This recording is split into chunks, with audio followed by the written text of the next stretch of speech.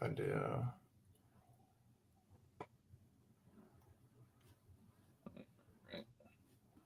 Okay, cool.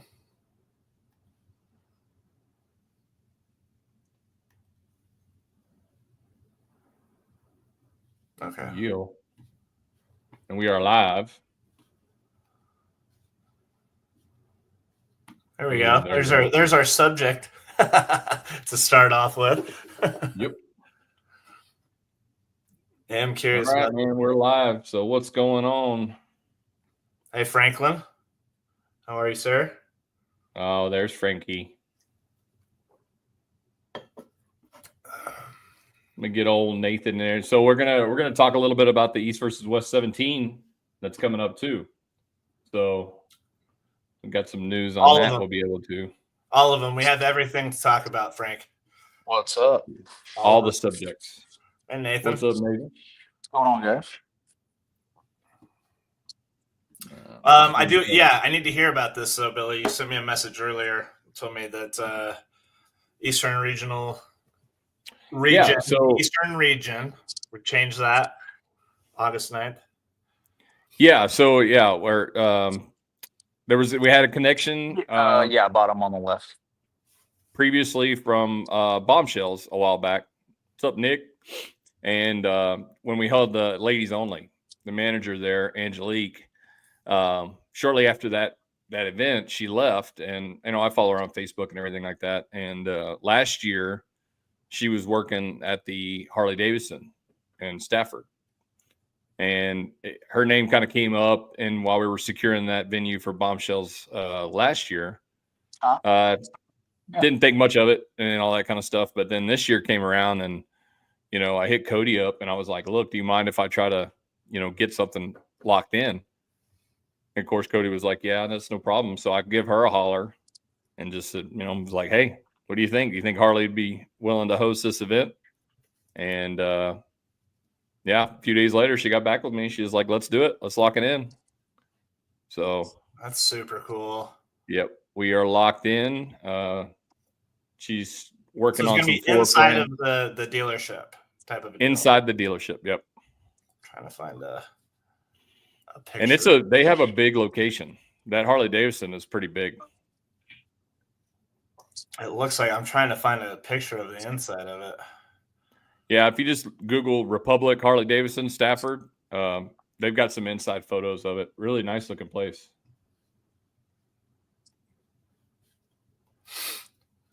Well, that is super cool, and we're going to be very different. I was saying earlier, that film is going to be pretty neat. Yeah, it's going to be cool. So yeah, we're getting all the rest of the details lined up. I wanted to put out like a little teaser flyer today, letting everybody know what's going on. Get ready for that, and we'll be coming up with the, all the details and everything like that, as we move forward. But looking like we're going to have some Harley swag bags and stuff like that. And so. Oh, shit, yeah. And see, they did the World Series of Armwrestling event in San Diego. Yeah. So, it happens to be kind of a like Sean Hancock and Sarah Bachman, they did that event over there, Sarah Bachman Classic, over at that Harley in Florida. Oh, okay. So this is they must like having it there then. Must be a thing for them. That's cool. The first event that I ever experienced here in San Antonio was actually at the Harley Davidson dealership over by my house. Oh, okay. So it runs deep with Harley Davidson. That's pretty. Yeah, that was with Travis Bagent and Dustin Laughlin at the time was San Antonio, and that's super cool. Yeah. What do we got going on in the chat? Wins Harley. We're not there yet, Frank. I was going to say Anthony's commenting, and he's sitting over there. So, what up? What's up, Anthony? Training. Yeah, Frank goes, winner wins a Harley. Well, we're not there yet. Let's so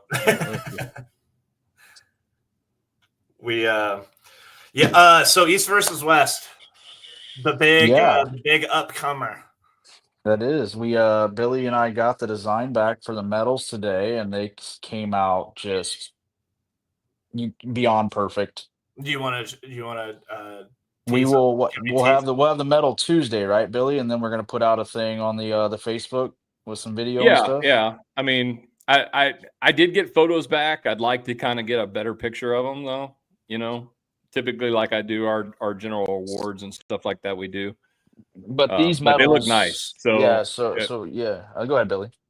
they are, reminiscent of the original East versus West, but just better. Yeah, we went bigger. They're 6-inch medals, so 6 inches in diameter, 6 inch across.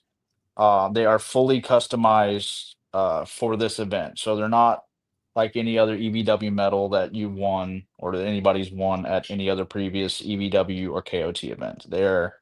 We designed them with different stuff. That way, it says that you won this in Texas.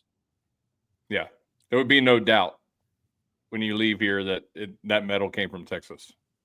Super cool. If you get one, if you manage to get one. If you get one. Anybody want to place bets on entries? The overall entries? I mean, I just looked on the flyer. We have 240 people that have responded, and there's a lot of people that have direct messaged me that haven't responded to the flyer as well from different states and places. So I think we're probably going to be 300. You think 300 entries? That's it? I'm saying conservative would be 300. Sure. Yeah, definitely over 2. Yeah, 101 I'd like going to. right now, 139 RSV interested. Yeah. Yes, all medals for amateur, open, and masters will be the same. And I've had people reach out and be like, "Oh, are amateurs and masters pulling on Saturday as well?" No, amateurs and masters will be ran all the way through. The top 2 of every open class, left-handed and right-handed, will come back and pull on Saturday prior to EVW starting. So it's like prelims, right? So you will be on the main stage. You will be pulling on the table in front of the giant LED screen. And to give some people some context, the LED screen we have access to for this event, for this venue, the LED screen is 87 foot long and 30 feet tall. And we have access to all of it. That will be lit up and looking incredible. Adam Silver's coming out the beginning of March, and he and I are going to go over to the venue and meet with the production team and stuff over there, and see the facilities and see everything we have access to for the event. There we go. Yeah, Look at Frank.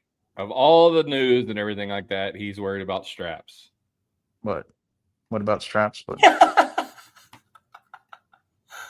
And then he goes, but then you disappeared into the mist. Well, if you hadn't noticed, I'm a little busy during tournament days. So yeah. So obviously it won't look precisely like that, but no, but see that pretty whole much big gonna LED look like that though. Yeah, that's how it's going to look. And we do have a hard cap on tickets too, just to let everybody know. We have 2,500 tickets available. That's it. We can't go over that at all. Man, that's cool. We are hard capped. Yeah. So, but that's the way to look. So if you go back to that screen, Billy, that's me. Photo. Yeah, I'll put it up for you. Oh, Trayton, if you go back to that screen real quick. Yep. To give people an idea what we're thinking from a production standpoint. You see those 2 like desks on the bottom there that have like where you see chairs sitting behind them. Mm-hmm. Those are also LED screens we have access to. So that blackout there is actually an entryway up onto the stage with ramps behind everything. So we can have athletes come out there. We can put their names on the bottom LED screens while having oh yeah, videos and stuff running up on the big screen, and having it being projected out on the big screens as well. So there's not going to be, oh, am I going to be able to see? Like there's no walls, there's no pillars, there's no nothing anybody's going to be sitting behind. Like you will be able to see, and that's something we made sure of. Yeah, this is going to be, incredible. I will be interested to see what the lineup looks like. What do we have confirmed? So I saw today, Billy, you put up that Angerbayev is going to be there. No confirmed. Angerbayev is confirmed be there. His opponent has not been released yet. Yeah. Okay. The only 2 matches that are so we're still like that's kind of stuff is, and confirmed are John Terrian and Craig Tullier. Ooh, oh yeah, okay, yeah, I remember seeing that online. That'll be And interesting. John Very John complicated. Brzenk will be there as well. Who we know Devin's going to be there, I think, right too. That's up in the air. We don't know for sure. Well, that I could say, look, that was originally planned. He was originally planned to pull Artem, but as everybody knows, yeah. Well, there's been talks of him. No, Artem Morozov did blow out his elbow. Like it's not good. If you look at any of his Instagram stuff, you'll see it's not good. It's bad. Yeah. Oh, yeah, really? but like thus far, like your confirmed people that are going to be there are John Brzenk, Peter Galiungerbayev, John Terry, and Craig Tullier. I know that imagine Ingen a world is. that Devin doesn't show up for this, but we'll see. The matches will be released soon. That is coming, so everybody's just got to be a little patient. I don't want to be. Yeah. Well, like how many just right here. tables? I mean, look, people have to, they. Let me see if I can light it. Like here's one and that's the thing, you have to pay attention because some of this stuff already comes out, right? And the Tullier and John Terry and back and forth. Well, like there's that, right? There's the image. If you look at the image on EVW, the website. Yes, you'll see that there's a match already basically announced. Yes. Hold on, give me just a second. I'm getting there. It's a little subtle hint. Yes, I did hear this was a confirmed one, which is really fun. So Trayton, either one of you can do it. If you go to the EVW site and click on live events, you'll see there was a hint dropped on there. I don't know on why the my LED screens not working here, but let me share screen. I'm going to share my screen real quick. Nathan, Billy, have you guys saw John Brzenk Yoshi? I've heard that not just here. Well, like I said, look at the screen. Like, yeah, that's the one that I'm trying to get to. Okay. Yes. Okay. Yeah, if we can get the hold on, I'm getting. Don't you have one more song to do? Oh, I thought you were. Oh, okay. Excuse me. All right. So let me do this right here.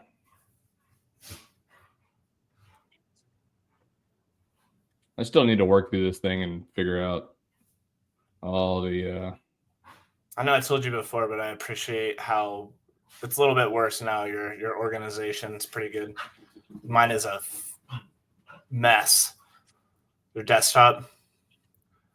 Oh yeah, it's actually it's worse than what it is right now. Like it's usually a lot better than this, but damn it, I cannot get this thing to work here. All right, I'm gonna stop sharing for a moment. But yes, anyway, in the background of that EVW up there, you've got John Brzenk and Yoshi in the background. That is one of the matches. Okay. Yeah. Well, nevertheless, that is just exciting. Well, they pulled countless times, and it's been a little over 15 years since they pulled. I mean, it's just like from the movie Pulling John when he went over to Japan to pull Yoshi. I haven't watched. This is crazy. I haven't watched that yet, but that's one of the deals in there. That's cool. I didn't think that Yoshi was going to give, but I didn't really know him all that well. But I didn't think he was going to give Todd any sort of anything when they pulled. I know Neil has it, but I don't know if it's released. But when he pulled at Arm Wars, when they had that big thing at the MGM there, Yoshi blew out his bicep and still kept pulling on the other arm.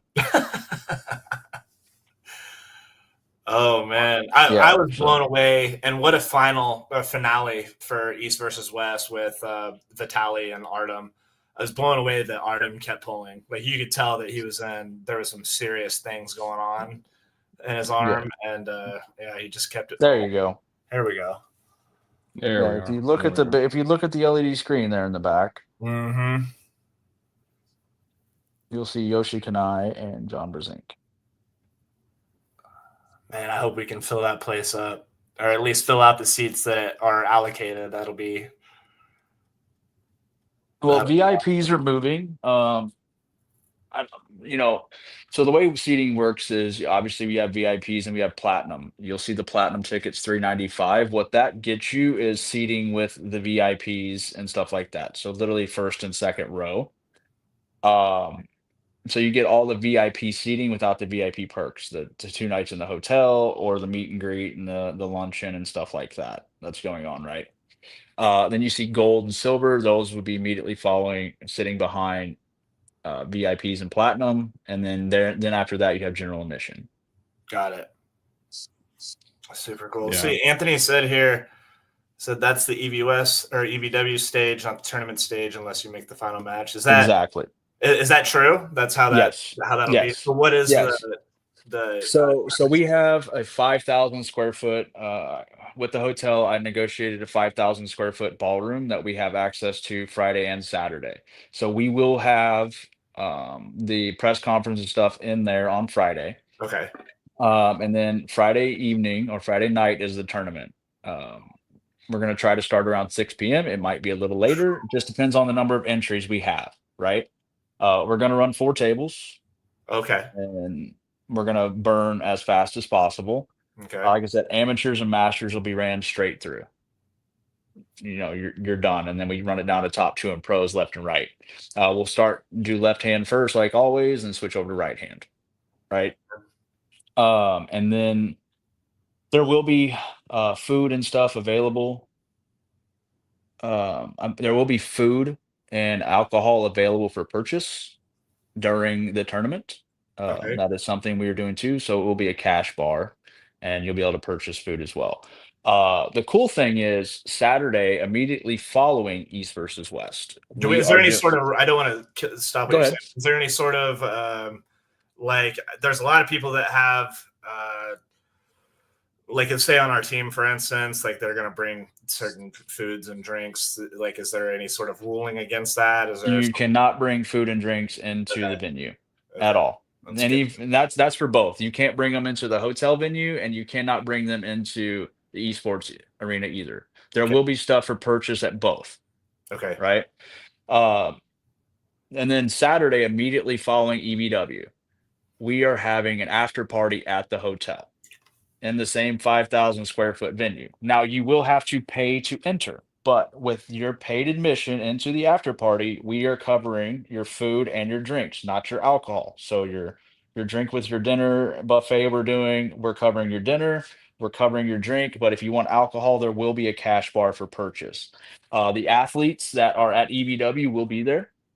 We're going to have tables set up, and we're discussing doing a live stream of the tables as well. So it's going to be like a big party after pool with the EVW athletes, and you will be able to access that at the hotel in the same venue we're doing the tournament at on Friday. So that's kind of the cool thing, right? Is you're kind of getting a little bit of the VIP experience for a fraction of the cost, right? Yeah, we haven't came up with a price of what it will be yet. That information is being worked out as we speak. But that as right now, that is the plan. There will be an after party. There will be tables set up, and we are going to live stream over the tables for like an after pool. Okay. And do you have a set time on? It's immediately following. Immediately following the tournament. No, immediately following EVW, East versus West, esports. Yeah, on Saturday. Is there an end time, like we need to be done by this time, sort of at the esports? Yeah. No. Nope. Okay. But it's immediately following. Like I said, that's why we're doing dinner, right? We want everybody to come over to the hotel. There's no like the after party is going to go until whenever. Okay. Yeah, exactly. Yeah. But that's why we want everybody. We want you to come over. We want you to mingle with the athletes, mingle with everybody, have some food, have some drinks, have an after pool. You're getting a great experience, like Billy said, for a fraction of the cost of what a VI. For sure. Which is great. We are doing some stuff too. Myself, Robert, Dexter, we've all been bouncing it off. We are going to do some raffles at this one. Okay. So we're going to sell raffle tickets, and some of the we're still working out some of the things we're doing, but there's going to be the top 2 prizes are going to be amazing, and people are going to want them. Let's put it that way. Like, all right, we can. I mean, we don't have to let any of the other stuff. We can let. I'd love to know what it is. Yeah. We can let the one thing out for sure. The one thing we're going to be doing is we are raffling off some combat tables, the actual table, but it will have a cover on it for that we're getting the design for right now. Super that cool. will be an East versus West cover that will be autographed by all the athletes. That's badass. No, and we're doing 2 of them. Those are your You're top 2 prizes. That's pretty cool. That's pretty damn cool. Well, so that gives Apple tickets. Yeah. So yeah, we talked about it, and we were gonna, we had an idea what we were gonna do because we were bringing 4 combat tables to the event and stuff like that, and we kind of had an idea on the side, what we were kind of gonna do, and Nathan kind of took that idea, ran a little bit further with it, and so that works out for combat and works out for EVW as well, and gives people I think a pretty cool prize, to have a combat arms really table. Cool prize. Yeah, we're discussing some other stuff too. We're talking like jerseys, like what the athletes would be wearing, autographed, auctioned off, raffled off, not auctioned. I apologize. Some posters, some signed posters in the raffle. All great ideas. All great ideas. And then we're doing some other covers too. I've got with Billy. We're gonna do 3 other covers, table covers, the same ones that will be on the table, that we are gonna have them we're gonna raffle off as well. Yeah. So those are 3 other prizes. So there's 2 tables, 3 covers. There's going to be some jerseys and some posters. All right, go for it. You just hit the garage button. You know where it's at. But yeah, it's gonna be pretty cool. Start the garage opening. Yeah. And we'll have those extra covers will be framed up as well. So you'll be able to basically just, if you win one of those, you'll be able to hang it right up directly to the wall, framed up. Oh, you're good, dude. Neil just messaged me. He said maybe Devin gets a rematch on the left with Jablonski. Now that would be a match. I would like to see that. That would be cool. Yeah. Matches. I know there's more matches that come. I think the goal is to have 10 or 11 matches on the card. Minimum 10, maybe 11. Yeah. Cool. I mean, I at this point, everybody just needs to watch Ingen's page, because I think over the next few days, he's going to continue to release these little tidbits like the Angerbayev, and stuff like that. Yeah, you can say maybe this should have been released before, but I think, here's one thing too. Yeah, people are buying tickets and stuff like that, and we don't know who's pulling yet. But undoubtedly, it's going to be a great show either way. I think for a lot of people, nobody really cares. Like, we just want to be there. They're going to put together some good matches. Yeah, this one's going to be an experience, right? But we're talking about another prize too. But as far as the early weigh-ins, I think somebody did. I think the table is the best prize as well. So we are doing the early weigh-ins on Thursday. Billy and I have set a time for that now. It will be from 6 to 8 p.m. on Thursday. 6 to 8 p.m. on Thursday. So that gives people that are flying in. And here's the thing too: like, if you're going to be late, right? Mm-hmm. It's not hard to get a hold of myself or Billy. If you're like, hey, I hit traffic, or hey, my flight got delayed a little bit, let us know. I'm going to be at the hotel. Billy's going to be at the hotel. Yep. Give us a call. Send us a message. Like, we can. Or if your flight just doesn't come in till late, Yeah. we're not going to be doing anything anyway. So if you get to the hotel at 10 o'clock at night, that's the scheduled time. It's 6 to 8, but please let we're going to be set up for that. Yeah. For that time. Yeah. Cool. And we are going to be running 2 scales, so we're going to be able to clip people off fast. You know what I mean? That way, we want to be as efficient as possible, not only with signups, but the tournament, everything. And then looking at $40 an arm. It's $40 an arm, and if you purchase a ticket, general admission, silver, gold, platinum, VIP, your second arm's free. Right? Oh, okay. So you just need to pay $40. So if you're going to the event, you pay. You have to show us. You show us a proof of purchase that you purchased at least a general admission ticket into EVW, and your other arm's free. So, like, if you want to pull the 54 class and you want to pull right and left-handed, well, you pay for the right, you get your left free. If you're only a right-handed puller, let's use Danny Gillian as an example. We know Danny's not going to pull left-handed, right? But if he wants to pull the 209 class open that's his paid arm. If he wants to pull the Masters class right-handed, that's free. But you only get one free arm with one paid arm, and any other class you decide to pull after that, you have to pay. Super cool. And then what does this look like? So these are East versus West qualifiers, right? Or the Challenger Series. This one's not a qualifier. This is just a tournament. This is a tournament. Yeah. Will it get recorded on Aries?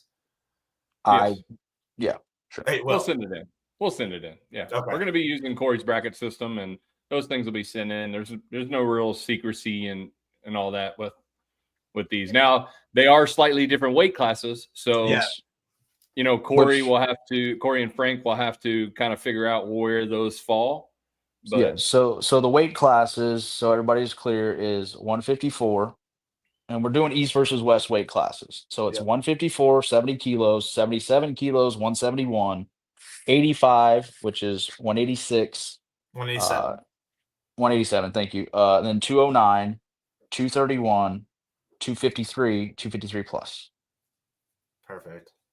Yeah. And Masters right and left, 187. Masters is 0 to 187, 188 to 239, and then 239 plus. And then women is 154, 155 plus. Sorry, Sky. Yes. 239 or 231, Nathan? I'm pretty sure it's whatever 105 kilos is. I'm pretty sure that's 230. 231. Yeah. 231. Sorry, I meant 231. If I said 239, sorry. Yeah, because I have 187 and 231 and 231. Yeah, it's 231. Sorry. My math was off there for a second, but and like this is the first time we've offered a master's class too. Like the other events that have happened in the United States have not offered a master's class. And and speaking with Robert and Dexter, I was like, hey, what if we did a master's class? I know there's a lot of people like at Texas that will pull and coming in that would enjoy a master's class, and they're like, yeah, sounds good. So we want to give everybody a chance to pull, right? Like, was there any information that was released on the Challenger Series? Is that a thing that we're not doing anymore? So if you go and watch Dexter Tan, it's the Ask Me Anything, right, that Dexter did today on the East versus West channel. I encourage you guys to listen. Everybody listen. There's a lot of really good information on there. Dexter Tan. He's the COO of East versus West of EVW Sports, right? So I encourage everybody to go give that a listen. It's a 2-hour podcast he did where people just came on and asked him questions, and he answered questions about stuff, and he kind of covers that in there. So I definitely would give it a these things aren't qualifiers. They're just tournaments. But just remember that your showing anywhere could catch the right eye. Right. So if you make it into the finals and two guys make it into the finals that are like some really up and comer pros that are like clicking in that just busting into the next level, you never know. And that's going to be seen. So these are opportunities, even though they may not like directly result. There's nothing like saying like the Challenger Series, like if you win or whatever like that, you get a spot, but you're in the spotlight, right? So if something does come up later on down the road where we go, all right, hey, we need kind of like a lower level guy or something like that, or somebody, ready to bust into that next level. These matches, these final matches and stuff like that are going to be things that people think about.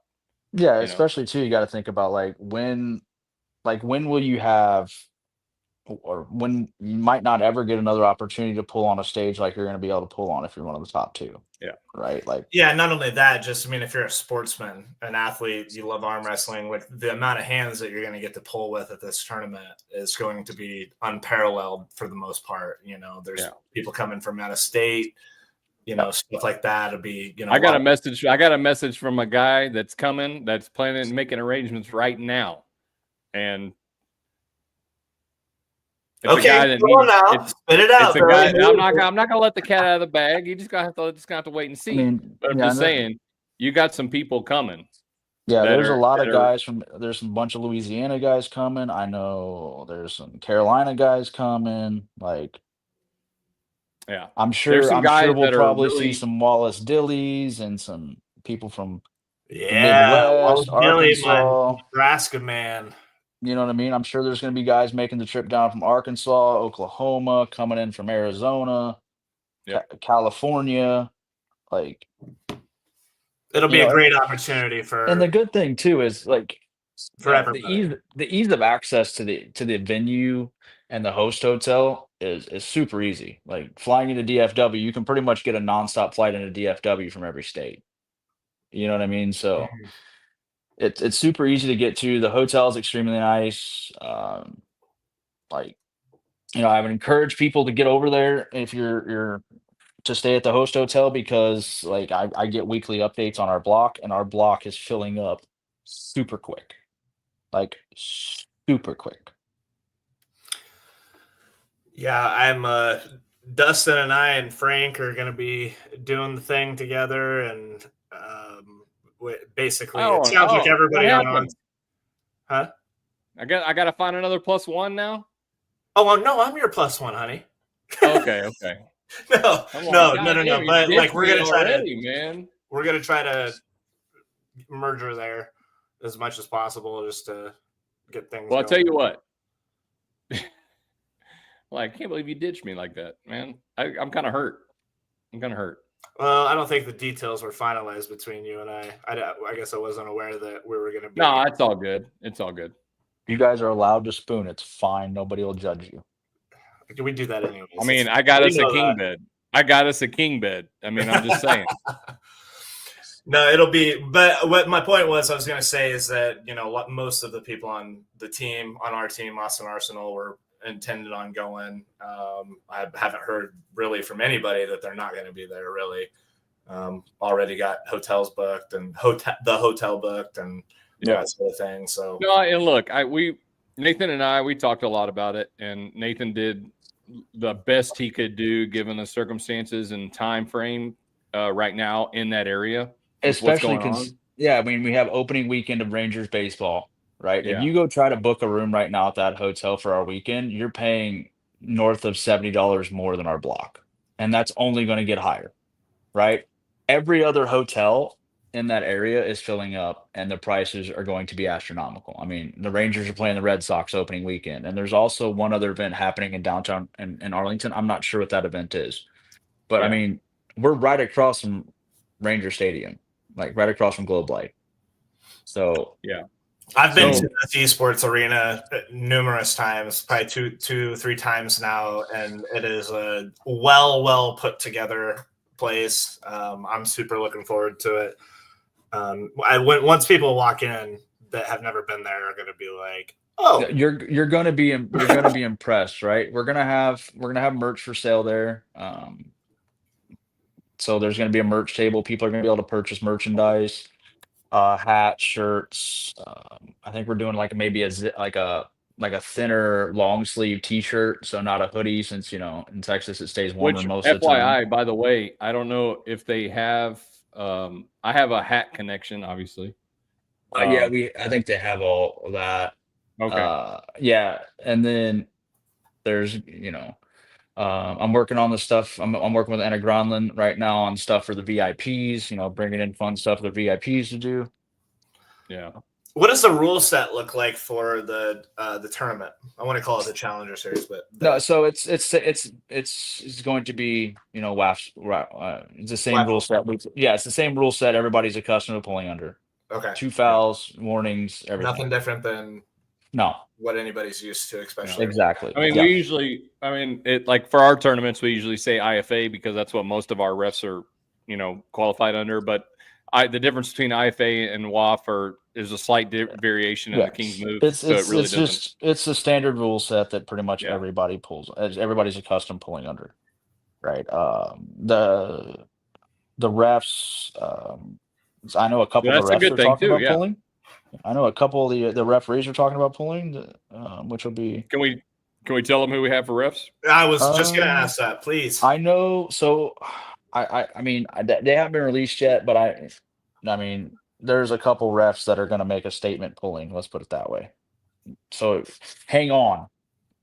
Well, I mean, at least from our end, we have. We covered the down refs. We got Michael Edwards, we got Orlando Martinez, and Brian Firmino are going to be 3 of the down refs that we chose for the event. Yeah, all great refs. Yeah, like I said, we're trying to be as fast and efficient as possible with the tournament, right? Because if we have the number of entries we're hoping to have, which is why we're running 4 tables, Mhm. we want to be fast, and it will be the EVW head refs head refing the tournament as well. So you will be refed by master level referees as head refs, by master referees, WAF master referees and stuff like that. So Marcus Tedesco, Marcus is doing the VIP. He's doing the VIP. Okay. Yes. So that was a little bit of a predicament because we did ask him to originally ref, but then he did purchase a VIP, and we want him to be able to enjoy all the VIP experiences because the way everything was kind of consolidated into 2 days instead of 3 days, he would have missed out on some of the VIP package like he did in Florida. So we didn't want anybody that's purchasing a VIP to feel obligated to be at this place at this time and that place at that time to where there was a potential of missing stuff. But he was on the list, Yeah. We want the VIPs to have the VIP experience and stuff like that, to be able to enjoy their time. Speaking of VIP, that's the really cool thing about this, right? Is that, we're all excited about East versus West because we kind of look up to these pullers. Well, there's going to be a brief moment on Saturday, right, where at least for the open class, those elite pullers are going to hand you your medals from the tournament the next day, the previous day. Yeah, we haven't worked out exactly when that will happen. But the likelihood that the people will be handed their medals by the athletes is extremely high.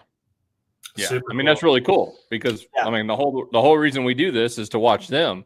And this is like a small moment in time where they kind of like get to essentially like pay homage to the guys coming up, right? The regular arm wrestlers. Well, think about it too. I mean, you're going to get a chance to pull in front of these people, right?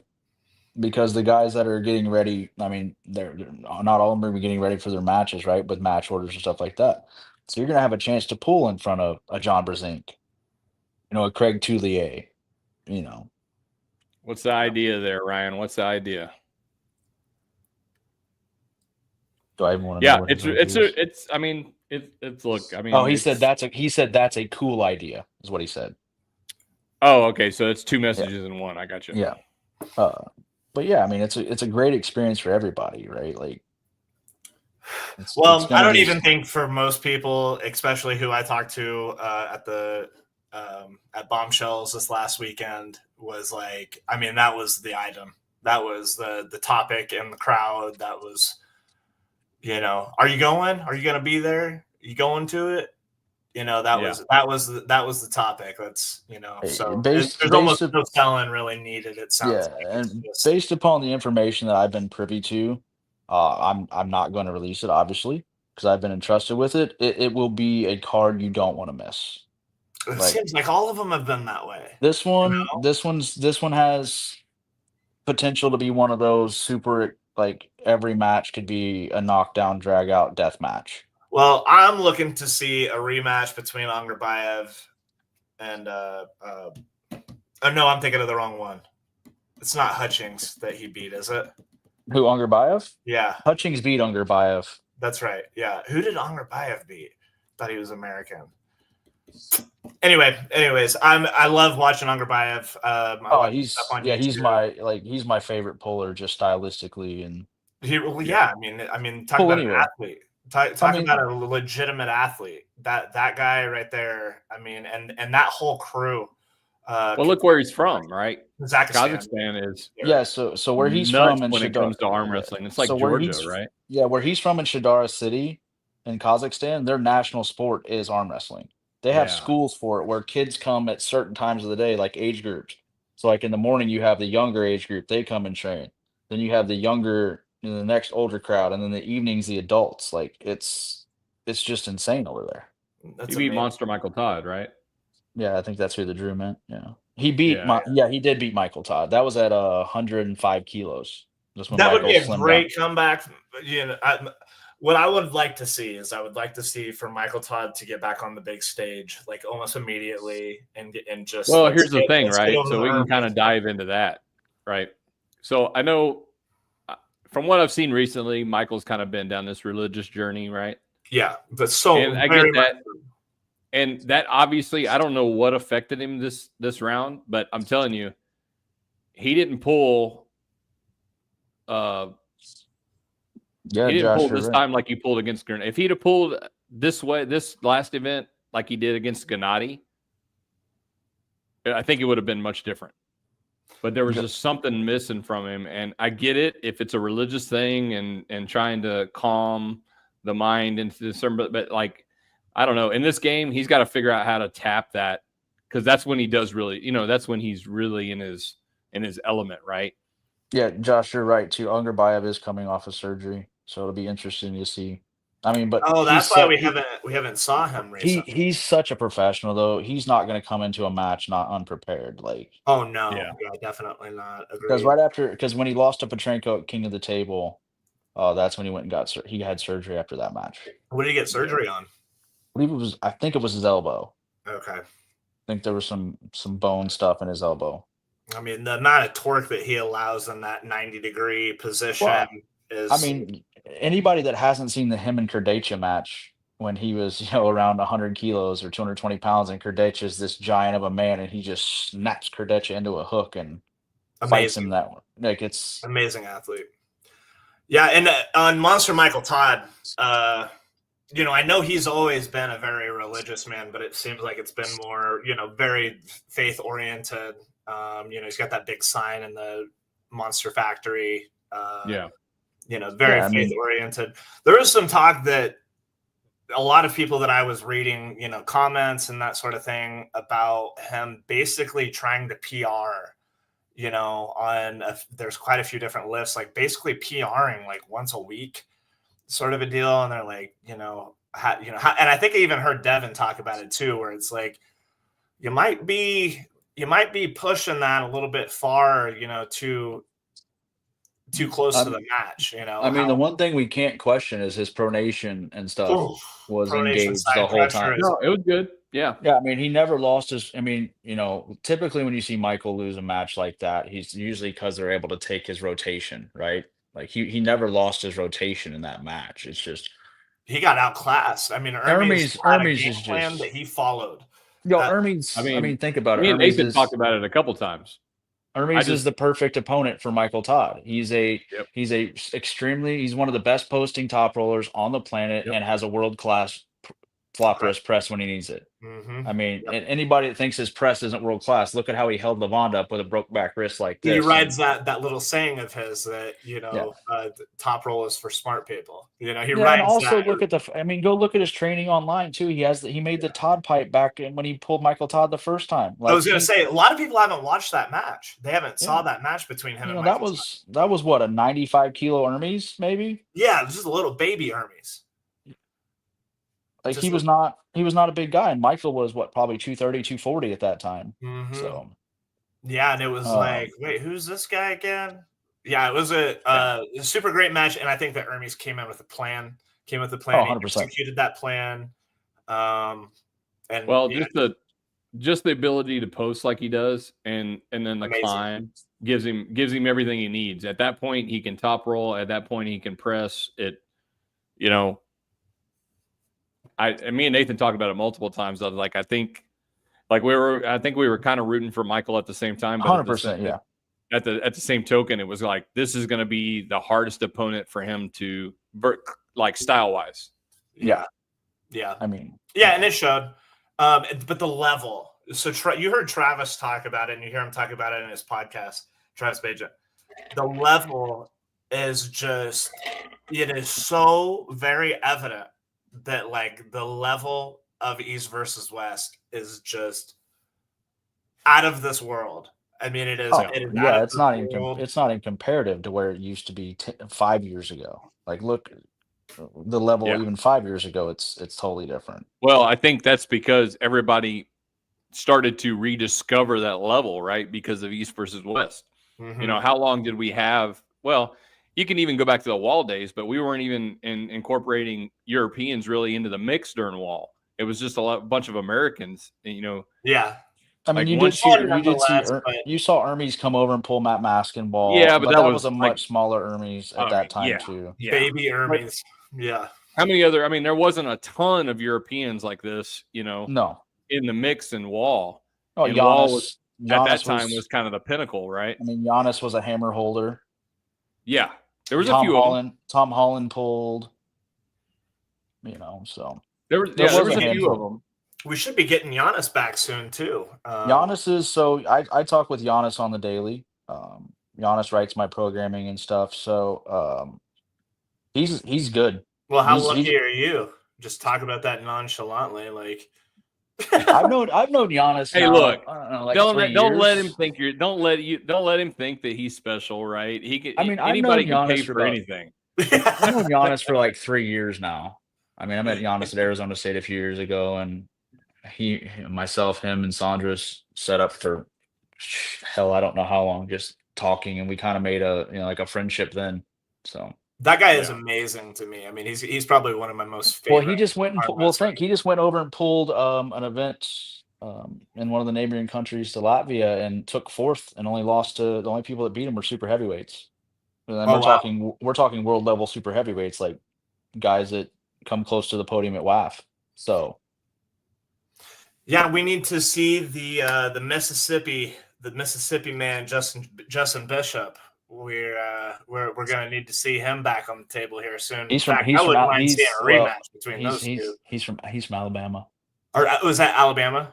Yeah, you said Mississippi. It might be because I was thinking about Boom earlier that I was. Yeah, it's definitely he's definitely from Bama. Yeah, the Bama Bowl. That's Bama right. Bowl. Yeah, that's right. Yeah. That's funny. But yeah, we need to see him again. We need to see him pulling again. There's a lot of people that could be on this card. I am excited. I will just tell you that as soon as Nathan and I can release info, we will. You're gonna do it. Yeah, England's gonna release everything, and then after that, obviously, we'll share everything everywhere we can. That way, we want everybody to see what's going on, right? Yeah, I'm just like diving into it mentally because I just was like, I bet you I could be right about some of it. But rest assured, if you're teetering on buying the tickets or anything based on the card, you better not wait. I don't think there is a soul, especially in Texas. I'm just saying. I think that everybody's all in on this. Yeah. Look, I mean, Texas has a huge potential, right? I mean, we already know this, right? Just from general arm wrestling in Texas, Texas has a huge potential to produce something massive. Mm-hmm. Well, it's just whether or not we can all come together on this one thing right here, right? Well, the thing is too, this is being talked about being an annual thing, right? Like, yeah, this event in Arlington is being talked about being an annual thing. So this could be something people could look forward to, every year for the foreseeable future. Yeah, so, we're just going to show out and make sure that they do it and not give them a reason not to. That's the point, right? Exactly. Because a lot of things ride on, accommodations and stuff like that. A lot of things ride on, the turnout, and how this event plays out. Just like with anything else, right? Yeah, just understand. I busted my butt to try to make accommodations as cheap as possible.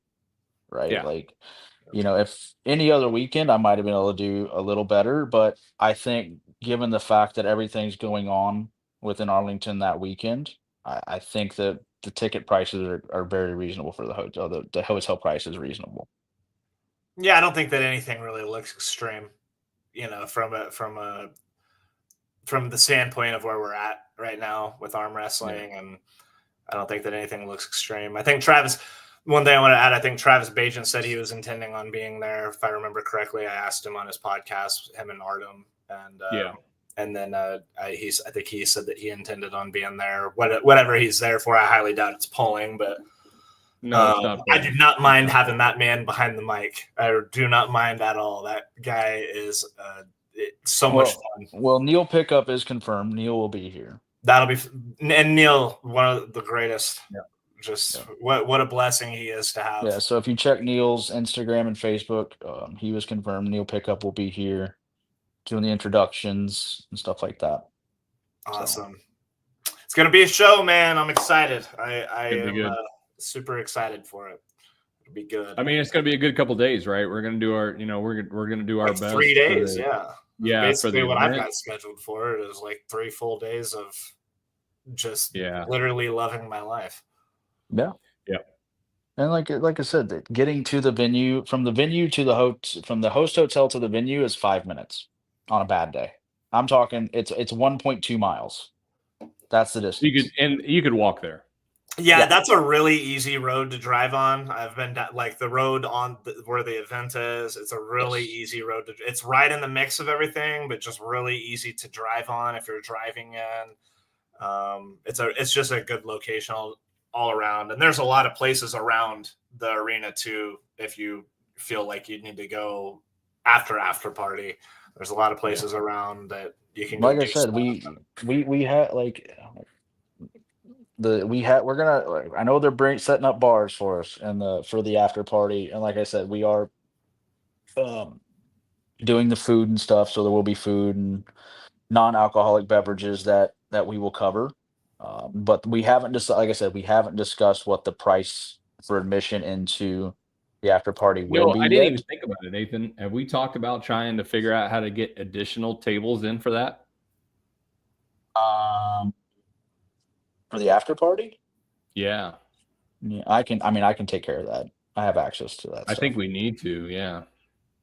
We'll figure that out. I mean, we'll still have 2 there that aren't being auctioned off. Also, something cool for our VIPs we're doing, if anybody was on the fence about possibly buying a VIP. One of the cool things we're doing this time around for the photos is Danny Gillian's been kind enough to lend me one of his original over-the-top tables from the over-the-top tournament. Oh, wow. So you will be able to get up there with John Brzezinski if you want to, who has pulled potentially on that table, and take a photo gripped up with him at that table. That's pretty cool. Yeah. So that's a pretty cool deal. Like I said, if people are on the fence about buying that, I mean, of course, Danny Gillian has that table. Danny, he has 2. Oh yeah, he has 2. He has 2 of them. That's awesome. I think one of them is actually from the movie Over the Top as well. Shout out to Danny. I mean, that the $500 thing that he did this last weekend was really cool for the women. It was what a really cool deal. Just Danny's a huge asset, and that's one thing too, is that I don't ask Danny for anything. Yeah, I'm just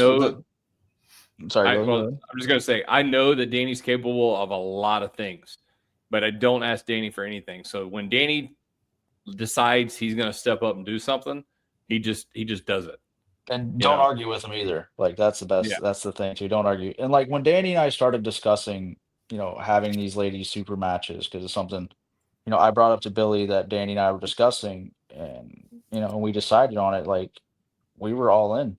Like, I got a hold of the ladies, asked them if it would be something they were interested in. All 3 happily agreed. And then Danny, we covered the tickets of their flights, and then Danny threw the extra 500 down to the winners. What was that girl's name? What were the girls' names that came? So Jocelyn Brisson from Canada pulled Jolene, and then Jolene pulled Elizabeth. Jolene Anderson. Jolene Anderson. I think it's what a I mean, both of them were amazing, but Jolene, what a treasure! At the after polls, she won't quit. Oh, she's a gamer, dude. She's so cool. I was like, look at her, just killing it on the table. Her endurance, she doesn't quit. Up there. She's the Energizer Bunny of arm wrestling, I swear. So cool, man. What a treasure. What a treasure. But yeah, really cool from Danny. Really cool from Danny to do that. Yep. Just a student of the sport and a lifelong person. Just awesome. Jose and April Garcia, I don't know. I don't get to dictate the price of the admission for the after party. Sorry. That comes from the powers that be. Unfortunately, a lot of this is we're just the messengers. That's all right. Like I said, there's more stuff to come. That's the thing too. Is we're at a weird. I say weird. I think we're at a good point, but it is also a point where it could be difficult because arm wrestling has kind of been it's been essentially a blue collar sport and stuff like that. But there's like so many things going on right now. Like you have EVW, you have these other organizations. We have pullers signing contracts now, and like we're at a point where like these pullers need to have people look over their contracts. Well, that's the thing too. Dexter talked about that today in his live as well. Like, yeah, about the contract thing and stuff like that. Also, he did say that if anybody was wondering, that there is a KOT in the works right now that will be coming. So that was a good thing. That was, I think, was because we were all speculative of whether or not KOTT was going to go away. No, East versus West and KOT are now under one umbrella, which is EVW Sports, right? They're still doing both events, so nothing is dead and buried. Like KOT is still going, East versus West is still going. It's just it's under the umbrella now. And KOTT will be a slightly different, right? In a sense, I'm not. Yeah, maybe I don't know the answer to that. Well, I think it would kind of like what we've seen from KOTT is we've seen some great like upper level matches, and we've seen some like of these celebrity exhibition. Well, I mean, I wouldn't call the Brian Shaw Eddie Hall match an exhibition. I mean, they both took it serious. They both trained for it. Well, yes, and but it's not. It was put on typically way before a general arm wrestler would get a match of like that caliber, right? Well, there have been a few of those there. Simply because of their status, which I get. I'm not like saying it shouldn't have. I'm just saying their status gave them the platform and which gave them the match on that stage.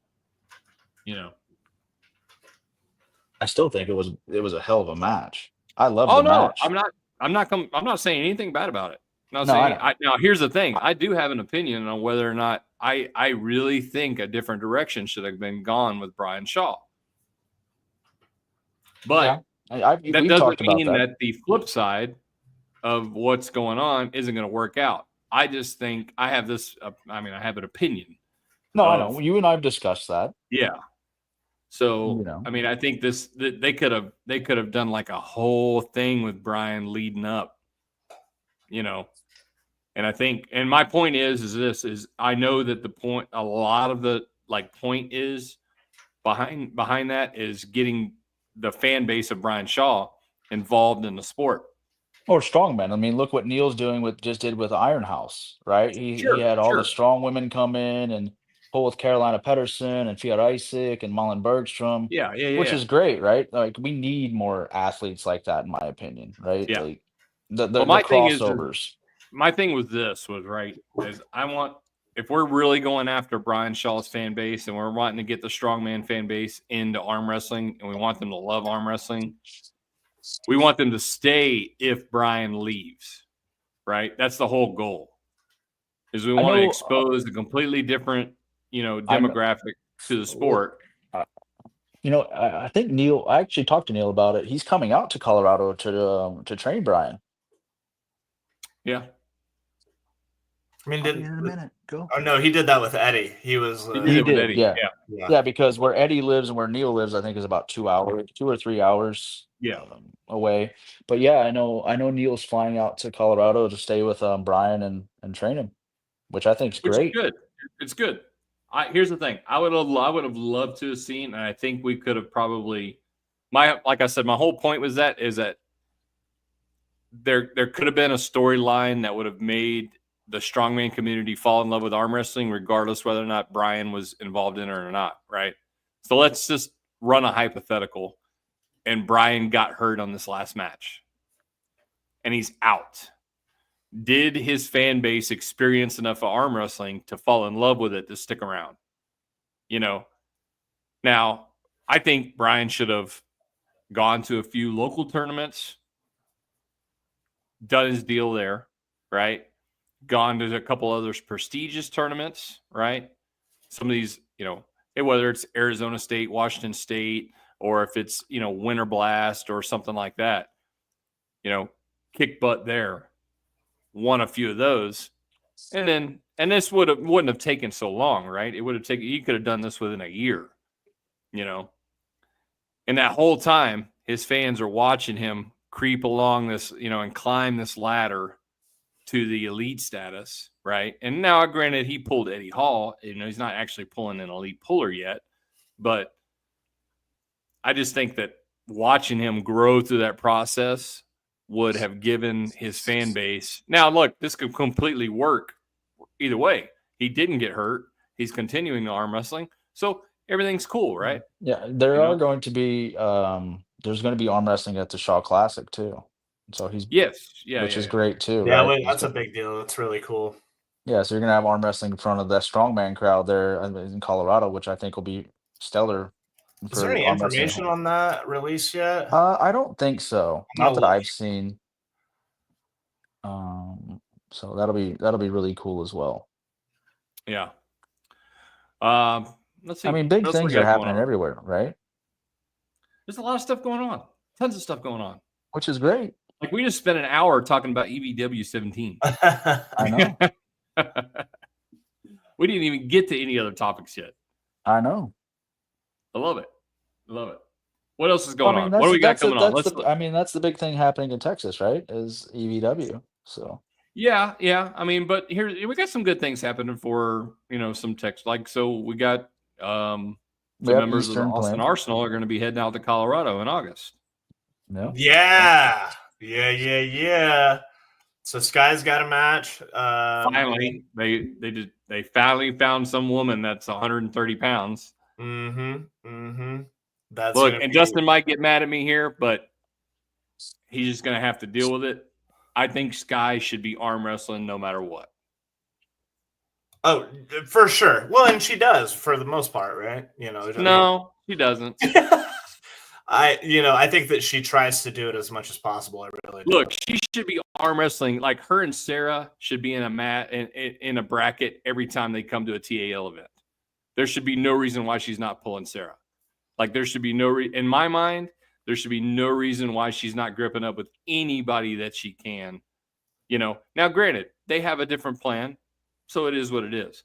But I also know that she works Saturdays, number one, and then number two, there's a lot of other personal things behind the scenes that she's got to be there for. But but I know she's doing school too. I really do think that she tries to pull as much as possible.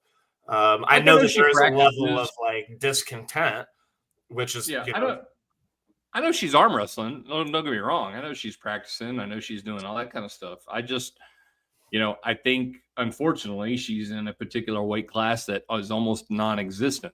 I mean, the best thing, in my opinion, that Sky could do, and this is for me, from my opinion. She's doing some things right now that you just wait until you see her pull in Colorado. Well, here's what I'm saying. This from my opinion, this is what she's juicing. What she's putting weight on. We'll put it that way. She's putting weight on. There's a lot of things that have changed. Well, like, my opinion is, I think she should go to USAF Nationals and qualify for Bulgaria. Like, go try your hand in the lighter weight classes at Worlds, because, like it or not, there's not a lot of women in North America. She knows around her weight. So the best chance she's going to have to go out there and test herself and try herself might be on the world stage at Worlds. Well, like I said, you just wait and see what she's got in store, because I think that this last time, I think in Washington, changed some things. She made some changes. They made some. That was good.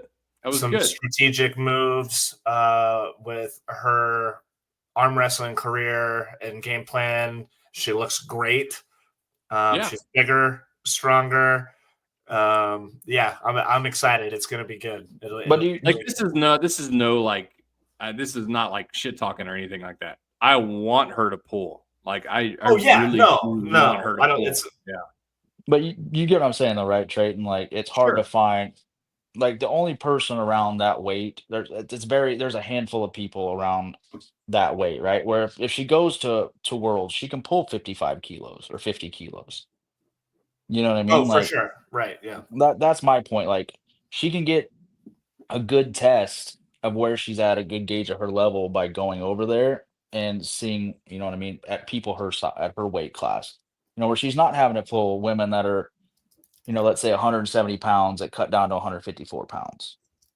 Well, and here's another thing too, right? Like, so she's made a couple call outs, like the recent one was with Latona. Yeah. And I'm guessing she didn't get a response from that. I haven't heard anything from like an acceptance or anything like that. So No, I'm I would guessing like that's to see, like I said, I would like to see Sky get some matches against, you know what I mean, like opponents in her weight class. Like that's Yeah, what I I think think. it's coming down the pipe. But I also think that she's trying to get. I don't know because I haven't been told this, but I think that she's trying to get bigger and she's trying to get stronger so that she can be more competitive at a higher weight. I mean, And Yeah. so, if that is the case, doesn't Leanne pull worlds at like 143? you'd be asking the wrong guy on that. I'm But not sure. we can find What are out. the it's the EFA weight classes. I'm not sure on those. I know the I'll WAF find weight out right classes better now. than EFA. How do you spell her name? Leanne, Lei. It's Lei. I think so, or Le. I don't know exactly. Just put I think it's Aaron. or is it Lierin? I don't know. Yeah, it's Lee Aaron Li. But I know like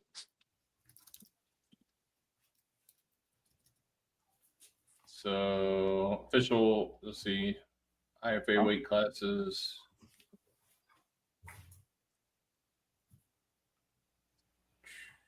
Actually, I don't even see any women's here.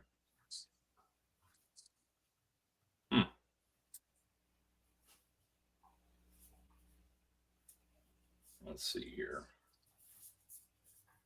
Weight categories: sub junior, junior, senior. All right, women.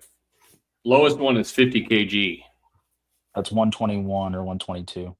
Yeah, and then 55 kg, 60 140 kg. So it goes up by 5 kg. I think she pulls either the 55 or 60. Yeah, for 5 classes, it goes up every 5 kg. Yeah, you know what I mean? Like for that would be a great option for her. Oh no, I'm sorry about that. I read the wrong one. So 52 kg is the lightest one. Yeah, 52. I was gonna say I know the EFA and WAF is every 5. EFA I think is every 7 or 9 or 8. Well, I was looking at I accidentally looked under the junior one, but the Okay. women's senior one is 52, 57, 65, 75, 75 plus. Okay. So I wish I could spell her name. That would be great. Hold on, I can Leanne? tell you. Yeah. it's L-I Aaron. Lierin.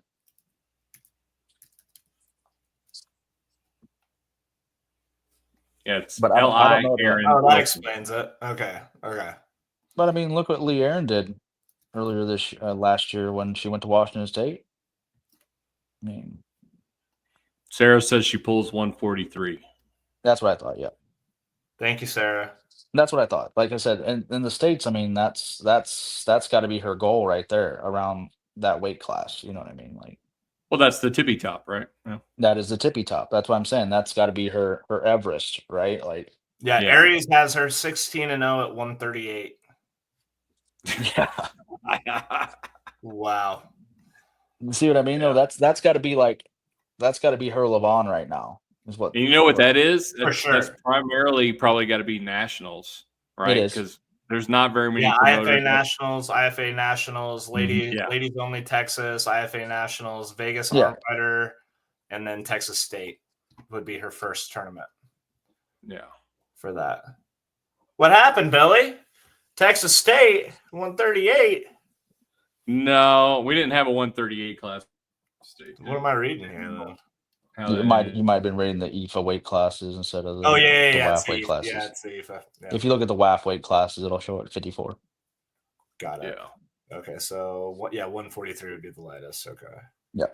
Like I said, that to me, like her goal should be, 35-2. Oh my god. 91-17, 176 plus.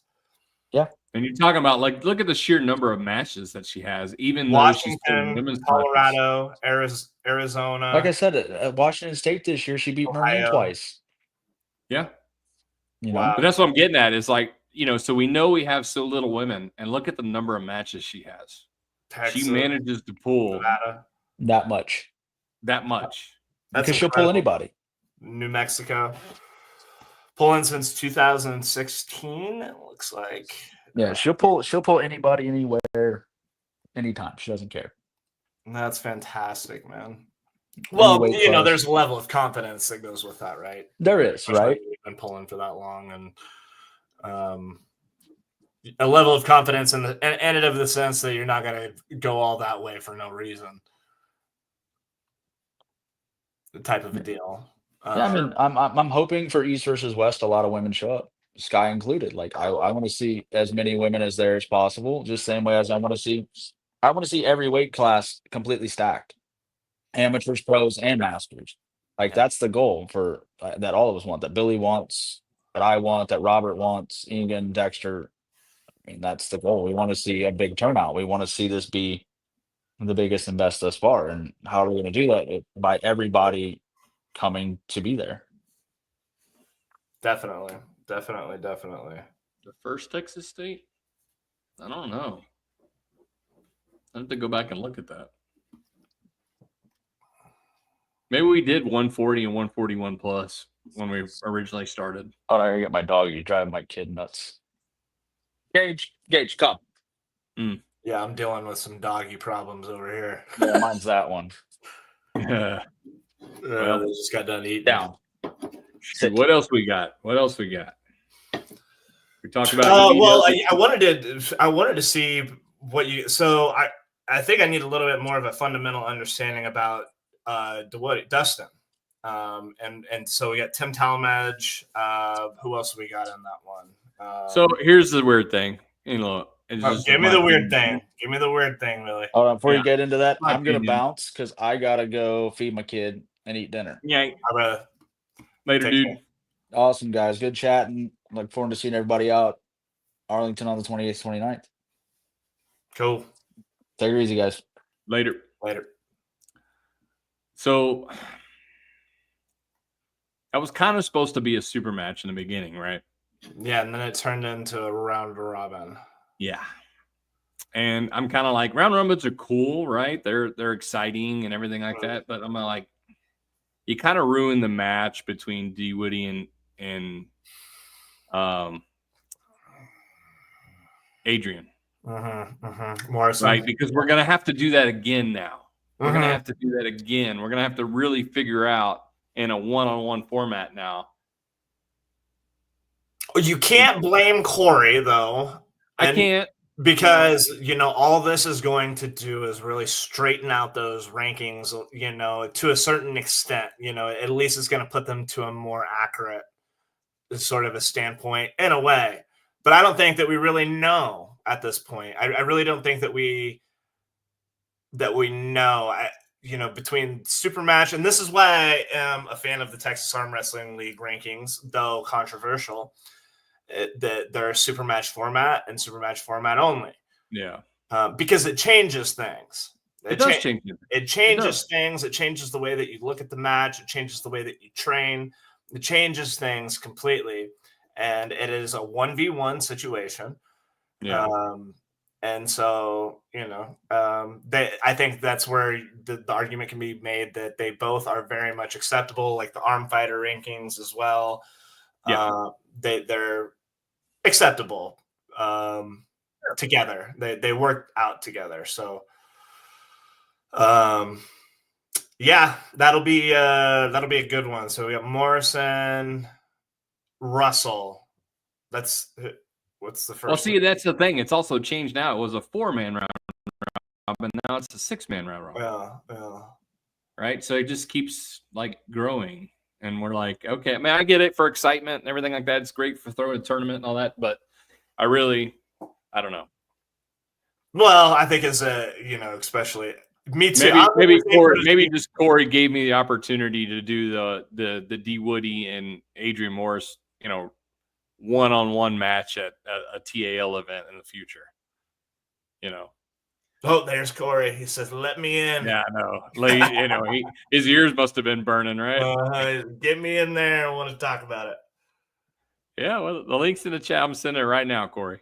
You can come on in and berate me a little bit. But no, it's going to be exciting. Look, round robins are cool. They are exciting. So yeah, I think I'm going to tune in no matter the case. However, sure.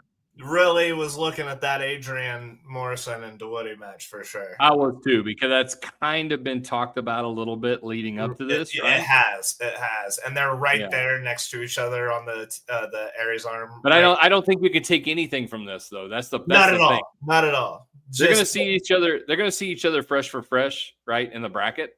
Because I think, if I'm not mistaken, that's what Corey had already put out. Yeah, that's how they have the rating system, where it's like they're. Yeah. But I mean, yeah, they're right next to each other.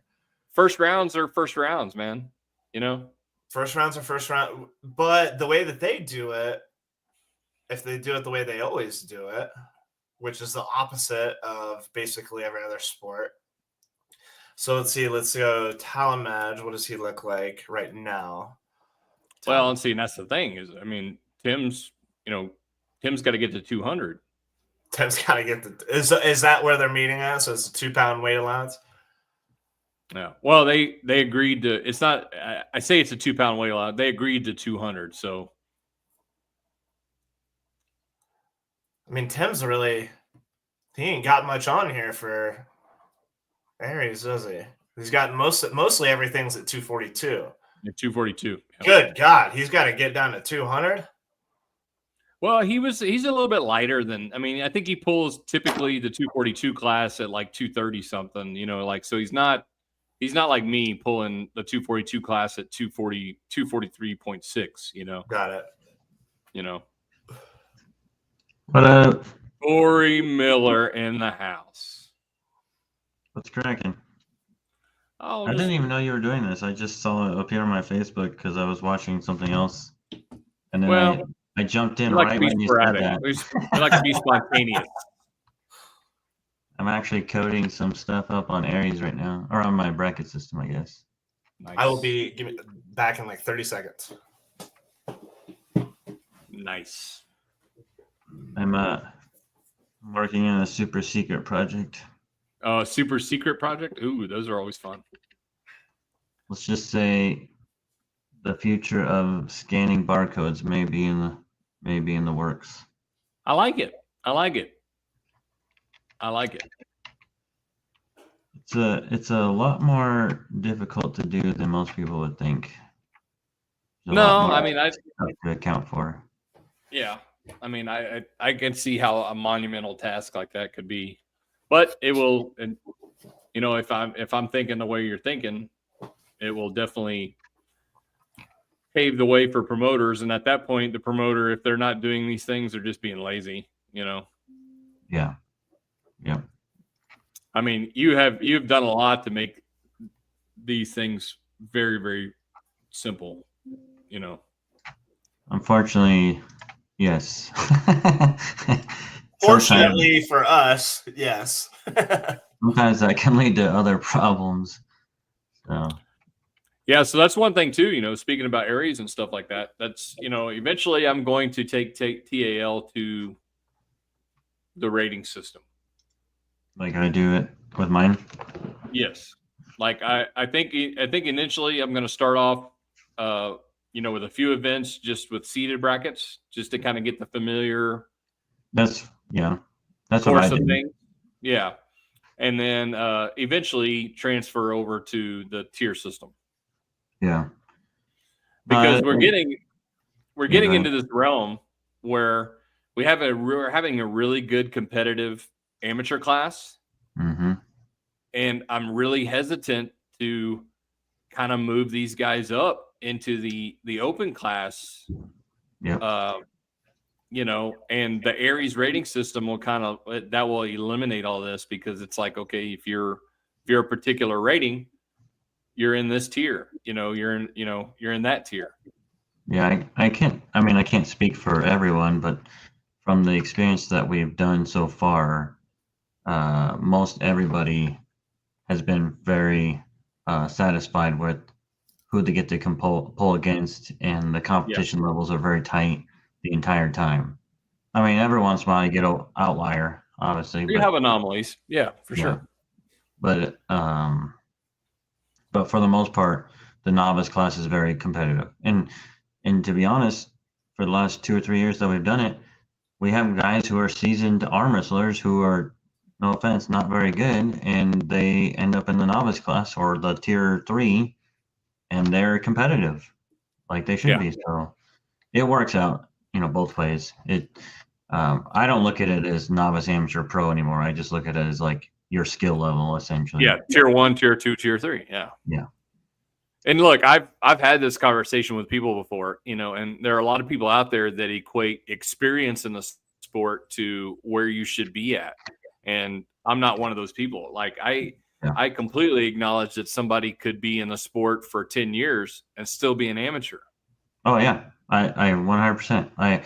We literally have a couple of guys, around this region that, have probably been pulling 10 plus years, and they're just not that level. They don't care to be that level, Yeah. They want to be, they just like arm wrestling. They just like to be there, and they think it's fun, and they don't want to travel too much, and so on and so forth. So yeah, I mean, that's fine. I have no issues with that at all. I mean, there is perfectly fine to have people who are just arm wrestlers. Yeah. But to your comment about the round robin. Yeah, tell me why you ruined the D Woody and Adrian Morrison match. Well, they will. I don't know if you guys even see it. I posted the bracket for that thing. Yeah. Mm-hmm. So they will pull first round.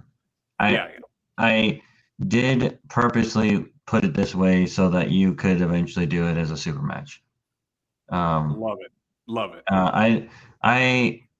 I personally wanted to see Nathan Johnson pull D Woody, but then when it started coming up about how he wanted to pull Adrian, I was like, you know what? Screw it. We'll set it up first round. Make that the first round. Yeah. The Nathan and Tim one works out too, and then Josh and Isaac. But what's actually funny about this whole thing is they are actually seeded. So number 1 and number 2 are going against each other. Number 3 and number 4 are going against each other, and number 5 and number 6 are going against each other first round. So it just happened to work out that way? Yeah, which is really crazy. But so the first round is completely seeded. The rest is all over the place, like it should. So, sure. Yeah. They're not in any particular order after the second round. Like, like somebody was complaining that like someone doesn't get a bye or whatever, or a match off. That's not how those go. I let the promoter choose which one they're going to run next. Yeah. So, but yeah, no, I wanted you guys to be able to run it because I know you were talking about that. So I was trying to get like when it came up, I was like, and you had mentioned it, I was like, shit, offer it to them at Colorado State, and if for some reason one of them can't make it, let's do it in May. Yeah. At the Southern. Yeah, exactly. Plus it's from there, it'd be cool to see it being from there. This being a round robin is a little more, you never know what's going to happen kind of thing. Yeah. And being like none of these guys are from Colorado, that's kind of cool to get more people into the state. Sure. And then these are some interesting records. I'm sitting here scrolling through areas right now, and Talon Edge doesn't look like he has that high of a rating for 98. Are we he doesn't. 242? That's what I'm saying. He actually, rating wise, he is the 4th guy. Okay. So it worked out where they were in order. Interesting. And so it looks like Nathan has lost to Isaac already. Yeah, Nathan has lost to Isaac once before. I believe Tim has beaten Nathan before, like, probably not in Aries, but has beaten him before. Yeah, there's a world where you can say this is a pretty incredible round robin, actually. Yeah. This is not that I was saying it wasn't, but even more so looking at these ratings. Well, it's funny. The second I posted it, everyone was going off about their favorites and whatnot, and I was like, you know what? I don't know. I mean, and like I think I have my personal opinion, but go ahead, Flash, bring it on. What is it? What do you got? Can you do that? First before I say who, I'll make my choices. But first off, we're gonna do a version-esque of a Calcutta for this thing. So we're gonna do. For me, I'm not sure I know what that means. So the typical Calcutta is you bring all your guys up on stage and you have someone buy them, and then that money goes into a pot, and then that pot is bigger and bigger as they get bought. Okay. And then the person who buys you, if you win, then they get a big portion of the money, and and the puller gets a portion of the money. Oh, okay, that's interesting. So that's the basic concept behind Calcutta. But what I want to do, it makes a little bit more random. Is there's going to be 6 buckets on the table, and when you're coming up to register, you can buy a ticket. You can buy as many tickets as you want, but you can buy tickets for $5, and you put them into whatever buckets you want. So maybe you think Tim's going to win, and you think D-Woody's, so you're just piling tickets into both those buckets. And then what happens is when we go before the tournament starts, we randomly pull out one ticket from each one, and that's the person who has that person. And then, so it's kind of random. But if you want to put the odds in your favor, obviously you would buy more tickets to get more money into it. Sure. And then the puller gets 20%, the tournament gets 20%, and then the winner of the puller thing gets the other 60. Got it. But yeah, so as far as that goes, that's kind of, we're going to do that to add on to it. Each one of them is throwing in $100, and then I'm throwing another 100 on top of that. So it'll be $700 in the pot plus the Calcutta money. So this guy's probably walking away with over $1,000. Is there a way that long distance fellas can tap into this? Because I know who's going to win this, so I'm just gonna. So I'd like to place my stake. If I think we could probably figure out something to do the tickets with. Yeah, make a bucket, like maybe a couple weeks out or something to get the buckets. Yeah, you ready. could probably totally take payment like cash, Venmo, or something like that, and then just send a picture of the ticket number or something. Yeah, sure. Yeah, we could do that. Yeah, I didn't think about that. Yeah, I mean, I can always just do it through Sky too, I suppose. But yeah, so no, I actually, that's probably because I actually had someone else ask me about that too. So I was like, yeah, I could probably pull that off. But so anyways, my personal opinion, just straight across the board. You're about to do the forbidden thing, though, right? I'm about to do the thing that I should never do as a promoter. And yes, I never like to do this because it's not really. I don't care who wins, to be honest. But sure. I'm strictly going off of the ability, the types of people, the moves that they perform. And since I have basically pulled every single person on this, I'm fairly familiar with all of them. Mm-hmm. So right off the bat, Tim and D-Woody pull have a similar pressure as far as how they pull. They're very, very similar. So they're, in my opinion, they're the 2 best top rollers in this thing. Tim can hook, D-Woody can hook, but that's not their move. Their move is keeping their hand wrist high, controlling it through back pressure, stuff like that. Nathan Johnson is extremely good in the hook and extremely good at side pressure. So that's the complete opposite of those 2 guys. Yeah.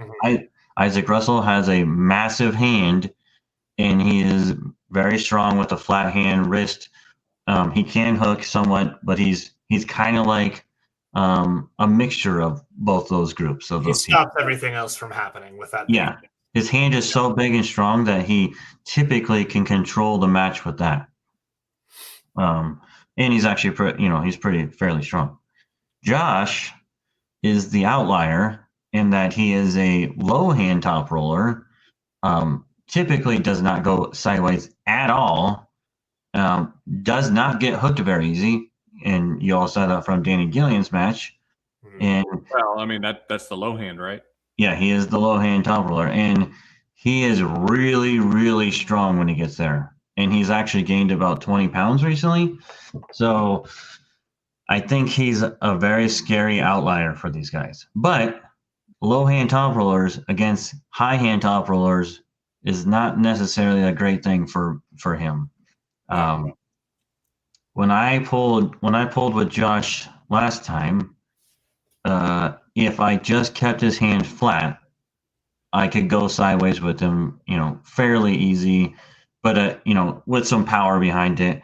But if he gets bent at all, he's going to not move. So someone like Isaac, who has a big flat hand type of top roll, cannot afford to go inside with him and has to stay flat with him. But I still see Josh winning that match right off the bat. Yeah. Dustin and Adrian. I never talked about Adrian. Adrian's it's not technically sound, in my opinion. He's kind of just a cup and side pressure guy. He doesn't really do one thing good. He's an all around puller.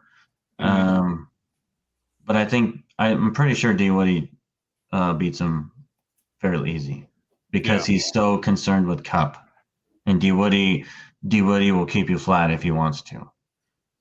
Tim and Nathan, I think Tim stays flat with Nathan. He beats him with a very easy top roll. Nathan holds him up for a little bit at the bottom, but Tim ends up winning that match, probably in a strap. Second round, Josh and Adrian. Again, Josh being a low hand top roller and Adrian wanting nothing but cup off the start. Josh is going to rock his hand open, and he's going to be bad. Yeah. Now Dustin and Nathan, depending on how Nathan does with Tim, which I assume that the flat hand will be the winner for Nathan. For Tim. Nathan may try to come in harder with Dustin because Dustin likes to carve too much, in my opinion. He gets more like this to you, where Tim stays really flat. And if Dustin does that, which I've pulled with Dustin many times, and when he does that to me, I feel like I can hook him very easily. Yeah. If he does that to Nathan, getting overconfident, he will lose to Nathan. I know everyone on the chat and everything else is going to be like, there's no way, blah, blah, blah. Nathan's hook is very, very strong. Which is kind of weird, right? He doesn't want to get in a side pressure battle. Yeah, like to set up like this across the body and then try to top roll, is a little bit odd. Yeah, what he does that really, he likes to set in here and set sideways, and Nathan is going to suck that into a hook or be able to push it with his shoulder, and it's like 50-50 on that match for me. Does Nathan get the whole hook in there? And does D Woody get overconfident? I don't know. But Dustin could win that match. It just depends on that one setup, in my opinion.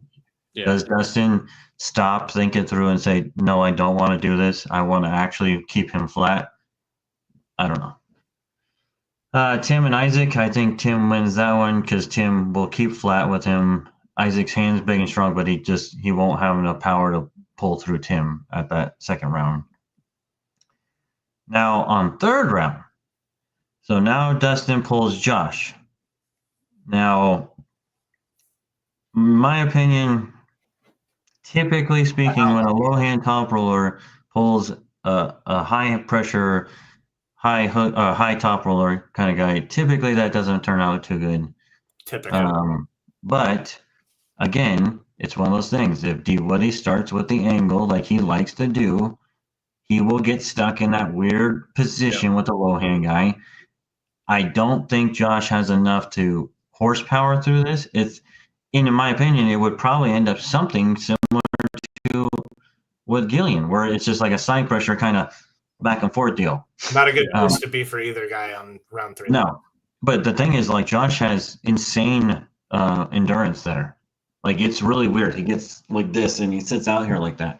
So it's to me, again, does the second round make Dustin off balance and start like contemplating what he needs to do properly and gets in his head or something like that? Or is he steamrolling through Nathan, tries to do the same thing and accidentally gets cut with Josh? That's the other problem there. Sure. Do I think Dustin can beat Josh by strength? Yes, 100%. He will, if he can keep it flat, and stop Josh from pulling into his move, he will beat Dustin. Josh. Tim and Adrian, I think Tim wins that one. Nathan and Isaac, I think Nathan will probably win this round. Not entirely sure though. Nathan and Josh on the 4th round. That is not a good match for Nathan at all. Like at all. That is the worst matchup possible because Nathan is a inside guy. So Josh is probably going to take his hand and he's going to be out there on the edge. The only problem is Josh doesn't usually pin fast. He usually hits back fast and holds, and Nathan can hold out there forever. So that match, it could be 50-50 on who basically fouls out or wins in a war. And whoever comes out of that match, their arms destroyed. They won't make it in round 5. Adrian and Isaac, I think this is the only one Adrian has a chance of winning, but I don't know how close. It might be Isaac's match to win. But there's a small chance because Adrian is faster than Isaac. But Isaac probably can keep him flat. But that's a 50-50 match in my opinion. Then it comes down to the match that I'm most concerned with on round 4. Now at this point, they're both either undefeated or Tim's one up. Depending on how his weight loss happens and how that's the big one, right? That's the big thing here. If he's worn down from the Nathan match in the beginning, or potentially, just tired in general or something, this match literally is 50-50. I foresee this match slipping, going straight to the strap, or them both agreeing to a strap because there's no way. I see it going that way. Yeah. It doesn't go there. And I see an absolute sitting in the middle of the table, high posting top roll until someone gives up. I don't think either one has. They won't go into hooks unless their hand goes away. And when Tim gives his hand up most of the time, his side pressure is actually still pretty strong. So it's just funny because they both pull very, very similar. So I see it sitting in the middle of the table. I feel that they're both hammered after that match. In the last match, they get crushed by whoever they pull because their arms are destroyed. That's within their own for sure. So then, we'll just say Tim catches back up with that one. So they're basically tied now. All right, yeah, or they'll be 3. As I say, 3-1, 3-1. Yeah, 3-1, 3-1. Yeah. So then the last round, I think Dustin can beat Isaac, and then Josh is, depending on how bad Tim's hand is, Tim's hand could be destroyed by then, and Tim could lose that one or he could win that one.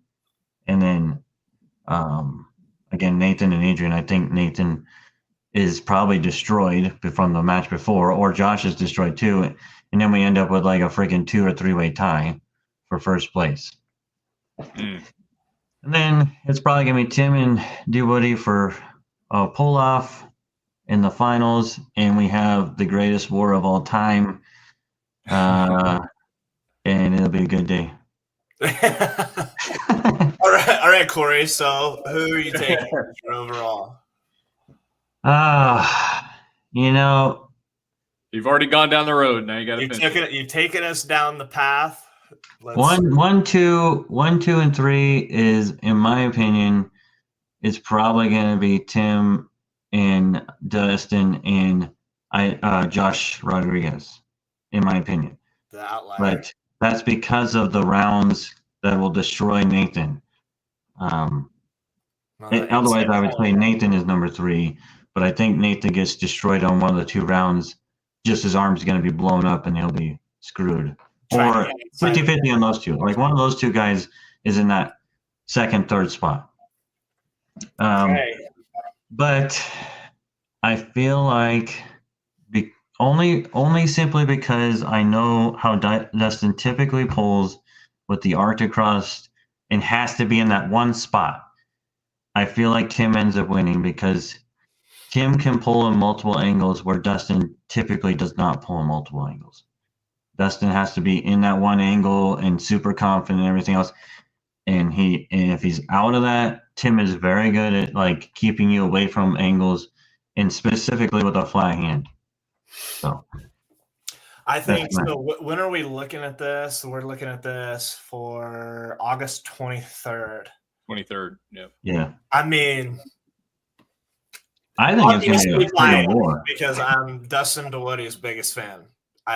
100%. But But Dustin, you give Dustin DeWoody, knowing what he's walking into till August 23rd to prepare for this. I mean, no, that's the thing. 100%. I am putting money on Dustin.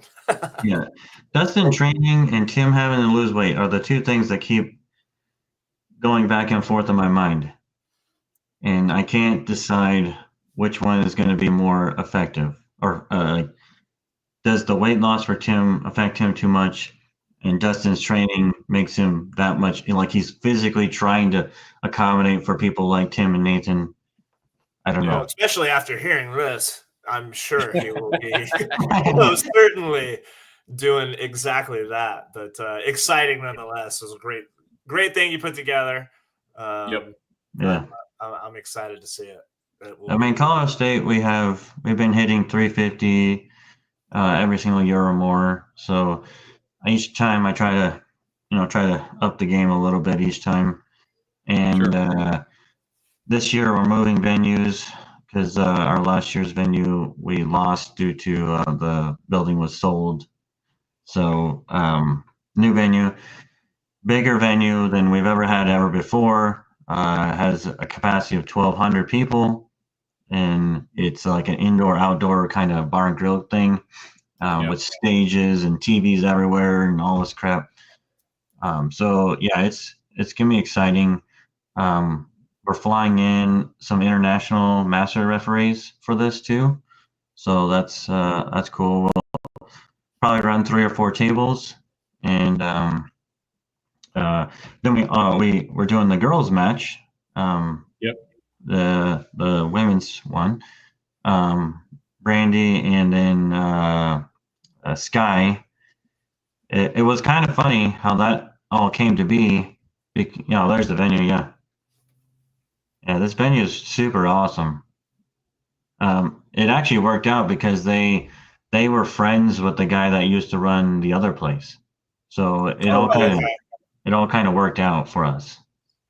But they have all those TVs all over their bar, all over the place, and then the stage we'll be on is the one that's actually outside, unless it rains or something. There's one inside that we can use, but. And what's the weather usually like in Colorado in August? Hot, like stupid hot. Looks like they got some good. Not good Texas hot. Yeah, probably 80s or so. That's not horrible. Yeah. So that's outside pulling here. Yeah, so the stage part is I can't see at the moment. It's over to the left. That's the right. Oh, right there. So that big white canopy looking thing, a little bit farther forward. There you go. That big white thing. That's where the stage is right there. It's a 40-foot stage by about 20, I think. And so we have way more enough room to do 3 or 4 tables. You got all those outdoor picnic tables and whatnot sitting in, plus all the indoor stuff. We'll be broadcasting across all the TVs in the building. The guys are super excited for it. They're all about like those unique sports and stuff. They do like midget wrestling and all that crap. But I always said anywhere you can find midget wrestling, arm wrestling is welcome. Yeah, for sure.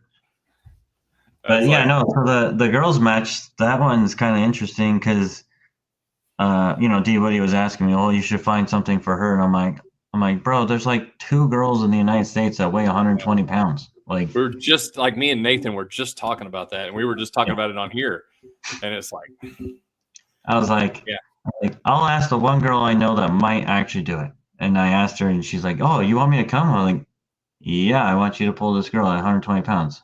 She's like, okay. And I'm like, sweet. So that was easy. Cool. Yeah, no, I actually think this girl, Brandy, she has been training and pulls out of Michigan. She is very, very strong. I've been working with her for like technical stuff and whatnot, but she is very strong. The motions and stuff are still kind of slow and whatever. Yeah. She's more of a all side pressure person. Most women are. Yeah. Which Just is hand weird. and arm, super strong that way at 100. I think she's like 115 pounds. Yeah. But them two, I mean, they're essentially the same girl. One's just, I think Sky's a little bit taller, maybe. I don't know how tall she is, like 5'4" or something, 5'3". But this girl's only 5'1", so 5'3", something like that. yeah. I think the match is actually closer than most would think. It might be more exciting than the fucking round robin. Who knows? Yeah. See what he just goes through and smashes everybody, and it's gonna be like, fuck this thing, get this over with, and Right.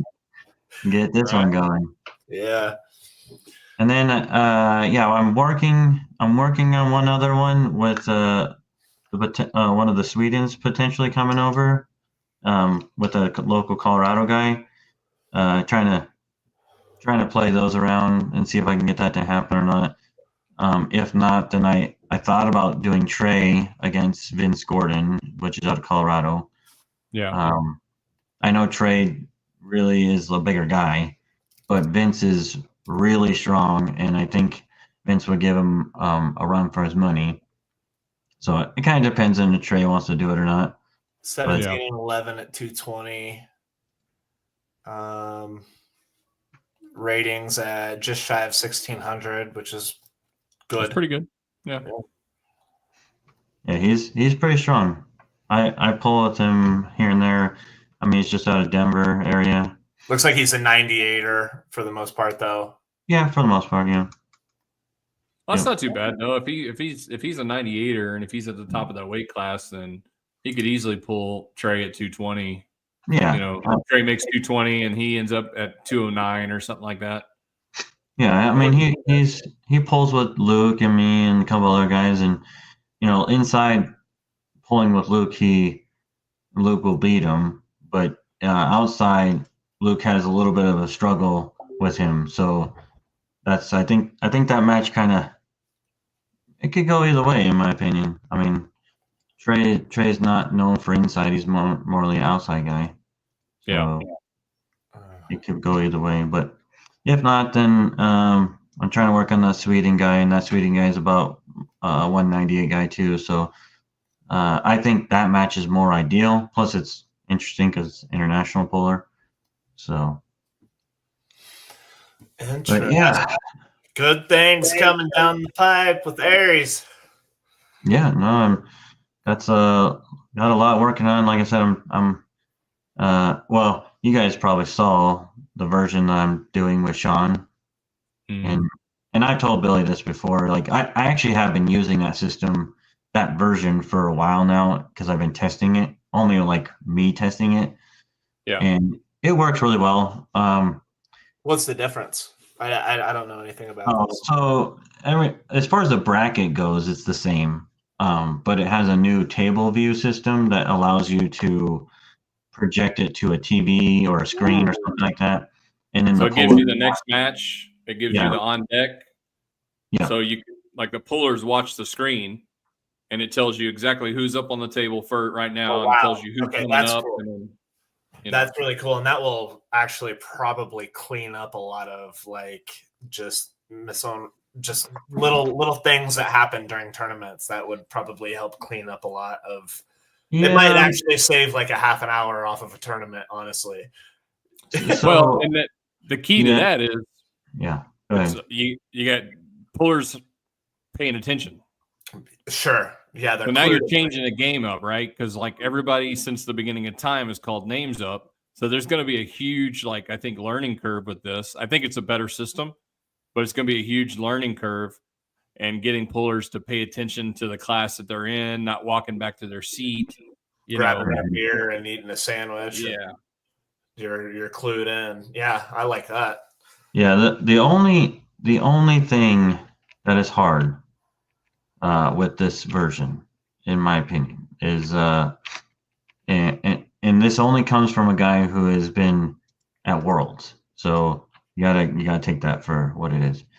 Because that's where they do this, right? They don't call out names at these places at Worlds. Yeah, if you are used to how Worlds competition is, then you will have no problem with this. It'll be a piece of cake.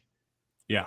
But if you are not familiar with how Worlds works, it is going to be really difficult, and you'll be like, well, I don't even know my class is up, and I don't know where I'm supposed to stand, and like, what do I do with my hands, kind of thing. Yeah. Yeah. But I mean, it's what Billy said. As long as you're paying attention. You know? Yeah, and I told Billy we can actually do it if he wants to at the Super 64 one, because I kind of do like a small version of it. That's a great place to do it. Going on, and I have TVs and everything else we can set up for him. I think it works really well. You're running brackets. You just tell me what you want to do. I'll make it happen. I just like if you have the room to do a bullpen or something like that, right? So at this venue, we will. Okay, so if you have something like that, then you tell the guys beforehand, like, look, guys, like, I'll make the announcement like I do at mobile tournaments. Say, this is how it's gonna go. You're gonna, when I call your class name, you're gonna stand over here and you're gonna watch this screen. And when the line comes up, you just go up to the table. And what I do on my end is I just talk to the refs. So the two downside guys, or if it's two tables, I just talk to them the whole time, and I say, just when you get a winner, you grab the guy, you tell me the winner, boom, I just check it. And half the time I don't have to say anything. They just go up when they're supposed to, and they come down when they're supposed to. Yeah. So the down ref would get the puller's name. He would relay that information to the. Yep. So it worked really well in Illinois. I did it in Illinois with those guys. Ran two, 3 tables on it, no problem. I ran it in Arizona multiple times. Arizona was a little crazy because my scores table was here, but they were like way over there for getting on and off the stage, so that kind of screwed it up. Yeah. So if the referees, ours is 2 tables, right, for yours? Well, we'll set up. Depending upon turnout, we always set up 3 now. Okay. But you'll be either way the layout is. You'll be front and center, and you'll have visual of 2 tables on the stage and 1 right in front of you. Oh, okay. So yeah, as long as like I said, if the refs can communicate back and forth with me, then it's no big deal. And after a while, I start like remembering the names because I get good at doing that. Then I just thumbs up people when I see the match. I just whatever. Sure. And honestly, yes, it does work more efficiently. It is faster, specifically when pullers are paying attention. It is really, really good. However, when you get the 1 or 2 guys that aren't paying attention, then it gets out of whack, and it's a pain in the ass, and you're calling people and they don't know what they're. Oh, I forgot I'm sitting down.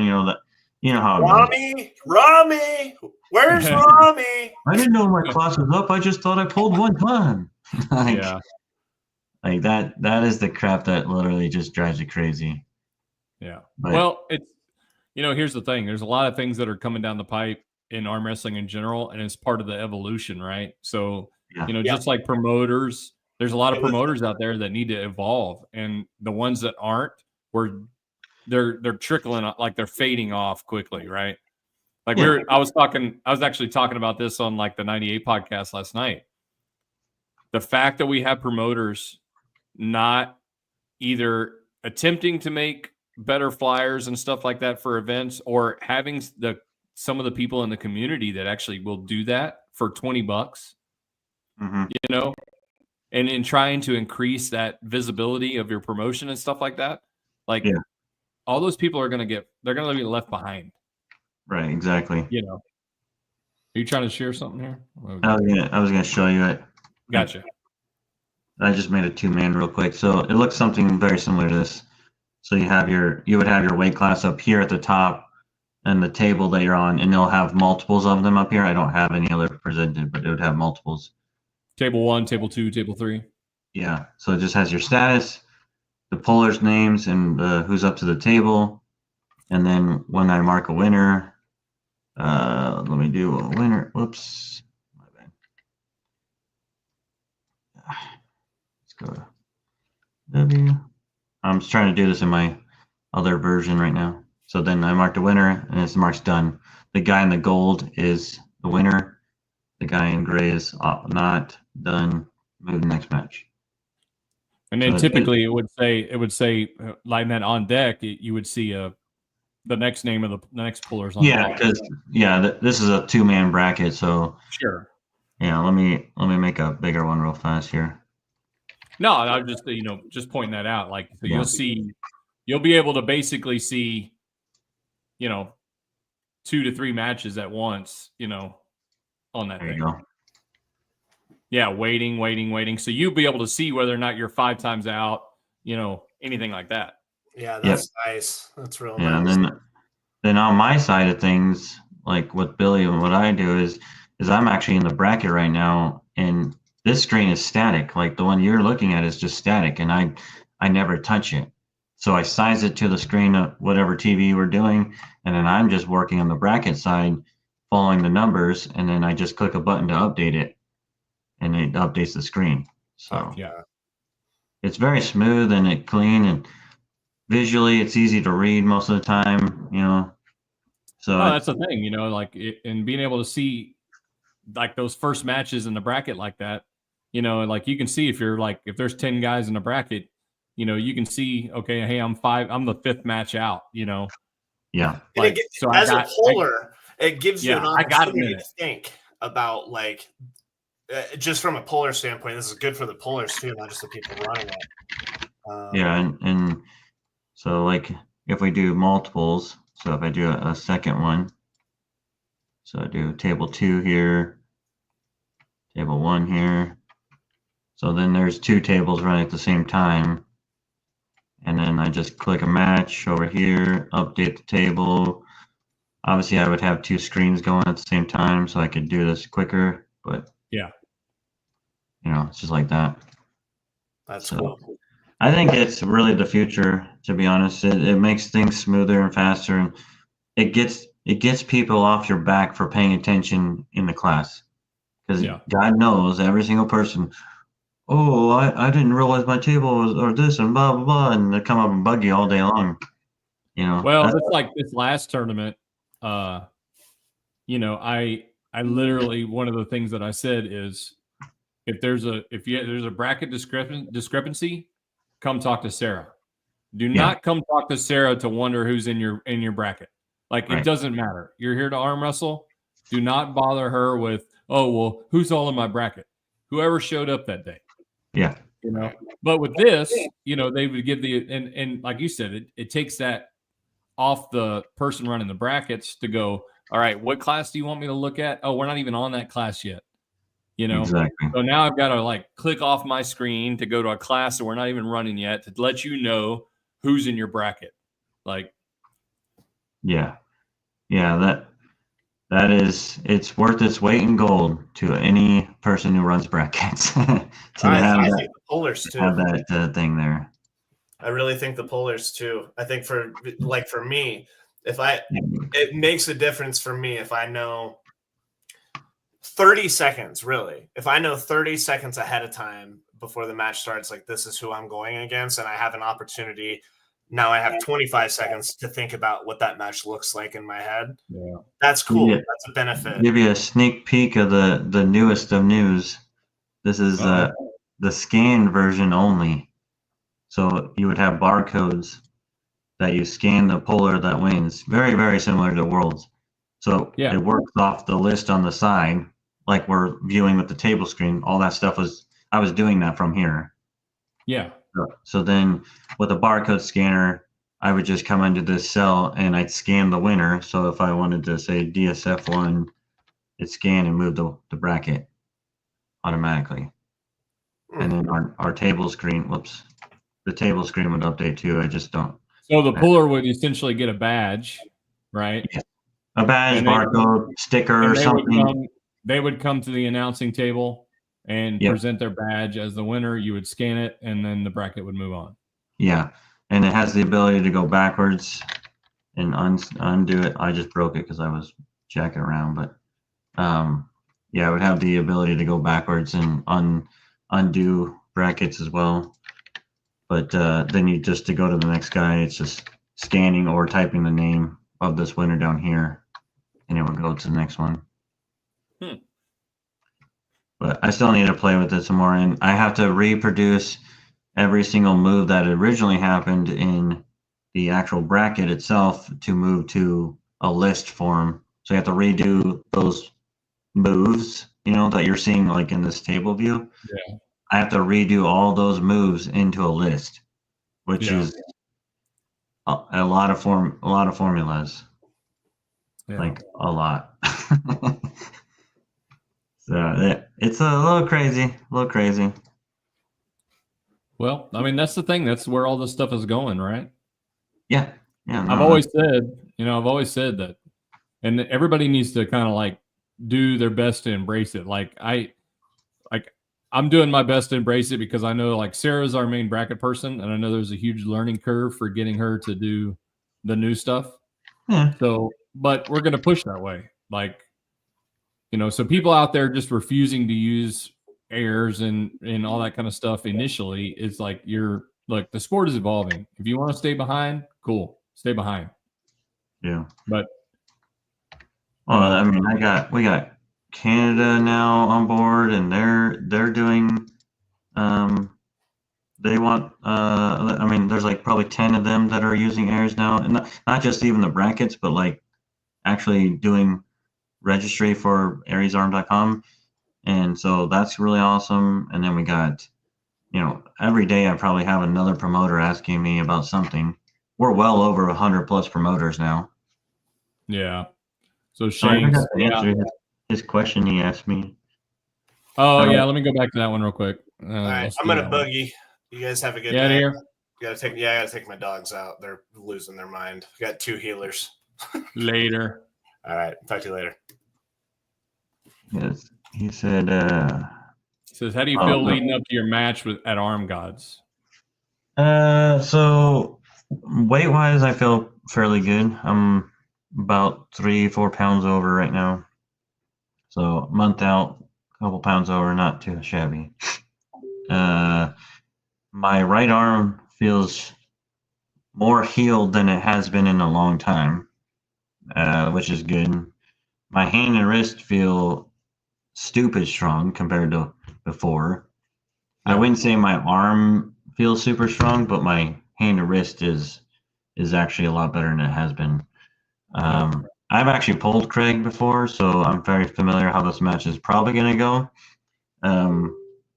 But I feel good. I think I win this one, unless he's light years better than he was before. He's fast like me, so it's going to be who gets to what spot first. Yeah, he is typically an out here kind of puller in his pressure, and he likes to do a lot of side pressure from that spot. And I want to break his hand over. So, like I said, I'm focusing strictly on hand and wrist so I can control this away from him. Yeah. But I feel like I'm going to destroy him and bring back that cup for America. So nice. So moving on to the second question by Mr. Shanks here. So I guess I could look at this 2 ways. I could look at it from his point of view and say, look, you're just EVW is asking everybody to buy tickets for an unknown card. Oh. So, I mean, I see that point of view, but at the same token, I mean, let's just go back to the beginning of EVW, right? If any of those had been in Texas with the ability to get to, would you have not purchased tickets for any of those cards? Oh, I'm sure they would have. But that's what I'm getting at. So there is a bit of like, hey, it's going to be worth it to buy it. Mm-hmm. Now, granted, knowing kind of a little bit of the inside info that I know, so they plan on doing these every like 6 weeks, right? and they plan on alternating these things, right? So there'll be an EVW, then there'll be a KOTT, and an EVW and a KOTT, right? And you're rinsing and repeating a lot of the same pullers, right? Yep. Well, when things happen, like say, like last EVW, you had Artem blow his elbow out with Vitali. Yeah. Well, Artem was essentially set to pull at EVW 17. Well, obviously circumstances, that's not going to happen now. Yeah. So trying to set these guys up, I think poses a little bit of problem with the, like the shortened time frames. Mm-hmm. But I mean, I get the whole concept of not knowing who's going to be there. So should you pay for something not knowing what you're getting? Sure. I totally get that. I mean, that is kind of shitty, but like you said, they're going to go no matter what. People want to watch it just because it is arm wrestling. So, well, that's what I'm kind of getting at too. Is like, okay, has there been a card that if you had the ability to attend in person that you wouldn't have paid for? And I think everybody would say no, they would have paid the money for. So I don't know if it's naive. I don't think that anybody's taking the fans for granted. I just think it's a scheduling issue and trying to get the right number of matches with the right pullers lined up line and well, you can't account for injuries and everything else. So it's just like today, Angerbayev, was that was announced and he didn't have an opponent, but at the same token, like it might have been up in the air whether or not he was going to be able to come or not with his, coming off his surgery and stuff like that. So, there's a lot of factors, trust me, that are going into. Yeah. I mean, all of it. I'm sure they know somewhat of what they're getting out of it, right? They know for the most part, I'm getting this, that, and whatever, but yeah. It would be kind of weird, I guess, to say, oh, I'm going to go to this, but I have literally no idea who's what, when, how, nothing. That would be kind of weird to do that.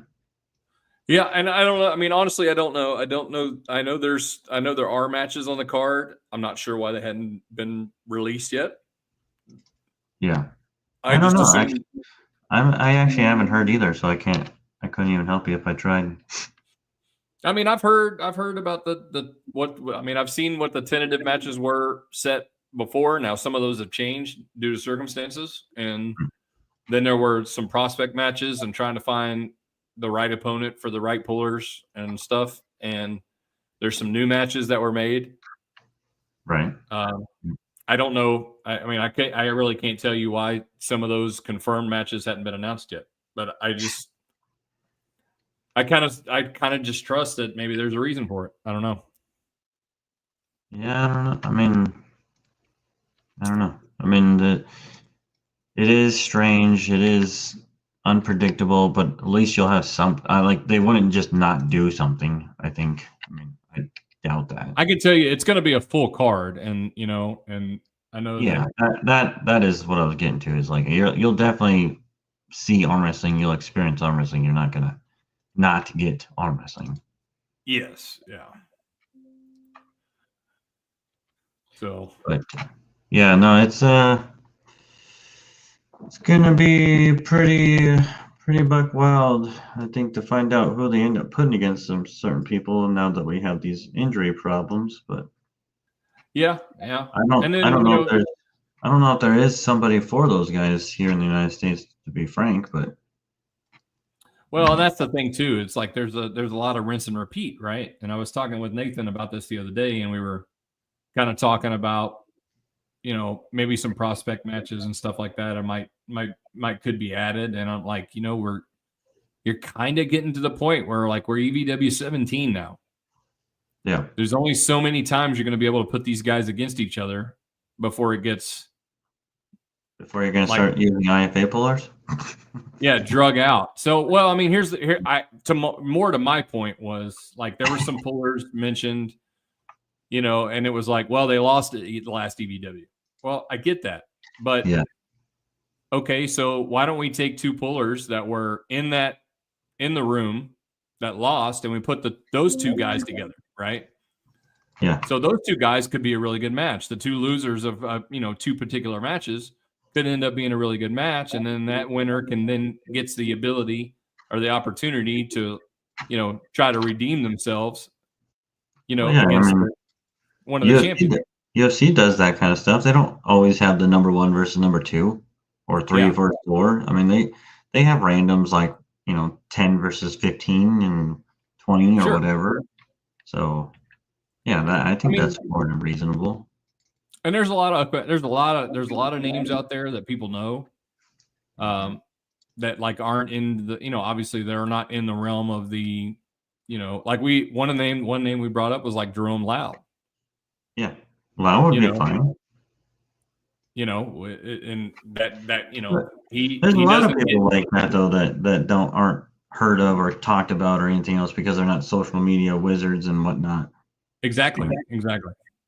Which on the flip side to that, I am a strong advocate of we are in a different time of arm wrestling, and if you used to be something and you kind of came back into a resurgence, or maybe you've just been good this whole time and social media is not your thing, you need to make social media your thing.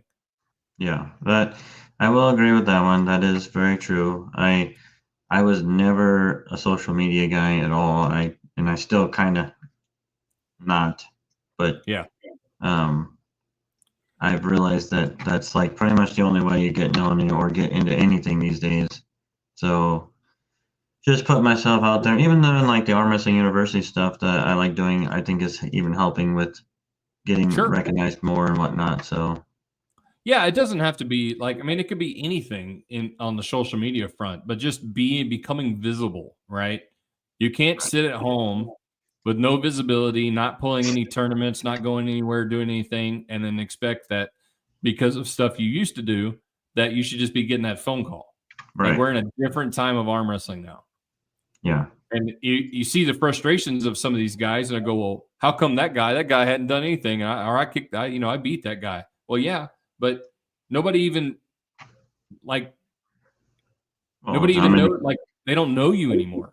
I'm a prime example of that, man. I'm like, I've done big things in arm wrestling and still I can't get matches to save my life. So, well, it's because you're banned. Yeah, it's because I'm banned by literally every organization under the sun. And now you're going to get banned again. What am I getting banned now for? For going to Winterlands. Oh, yes, that's right. I forgot. That's how much it meant to you, right? You just forgot about it. I mean, it's just put her on my tab. What are you going to do, man? I know. It's a, yeah, it is a weird time. Yeah, well, I mean, and the stupid thing for WSA for me, to be honest, is the weight class. The weight class sucks.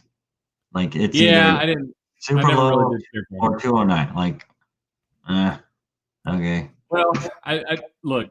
There's a few different categories of weight class you can run with, and when these promoters go out and they create their own weight classes because they think, oh, well, this will be better. I'm like, just stop. Yeah, just stop. Like, there's about three major weight categories that you can roll with. Just stick with those. Like, don't try to. Like, that's one of the things where I think thinking out of the box goes completely wrong. Oh, for sure, yeah.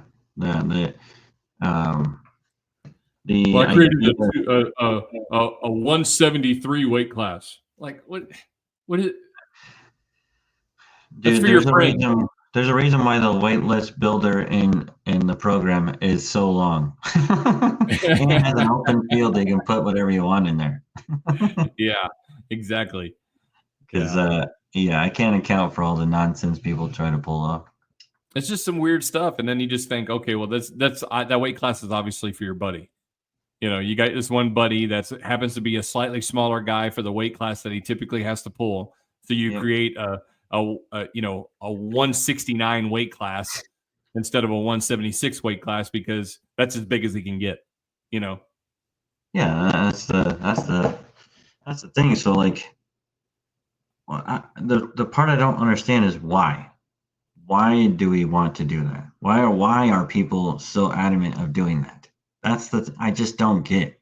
Like, is it because you've talked to literally every puller in your area and they all weigh 180, so you wanted to make it easy for them and you make it 185? Is that what did you do that literally, or is it just because you don't like what everyone else does, so I'm going to be different, so I'm going to make it 185? I think it's a little bit of both. Yeah.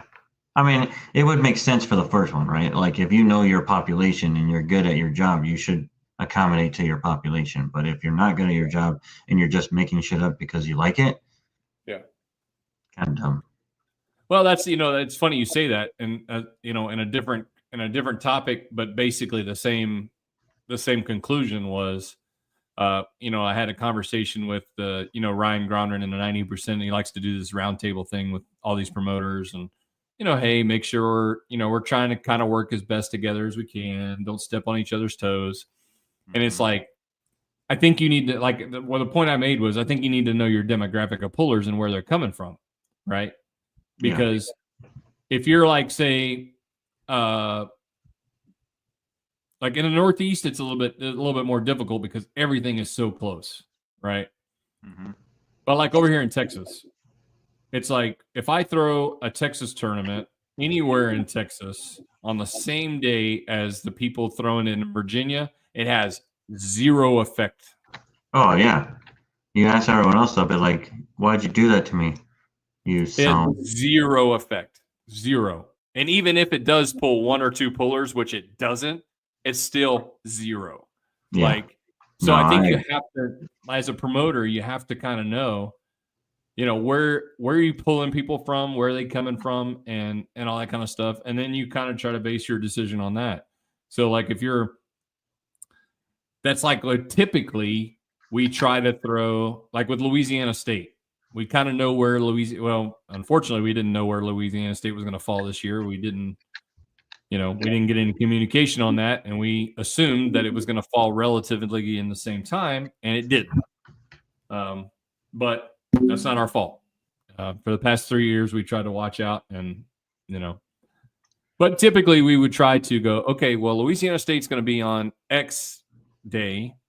We know that East Texas pullers like to travel to Louisiana State. So like, if we're close, why don't we go west? Like, we'll throw our western region in that time frame. So because we know nobody from Houston's traveling all the way to West Texas. Yeah.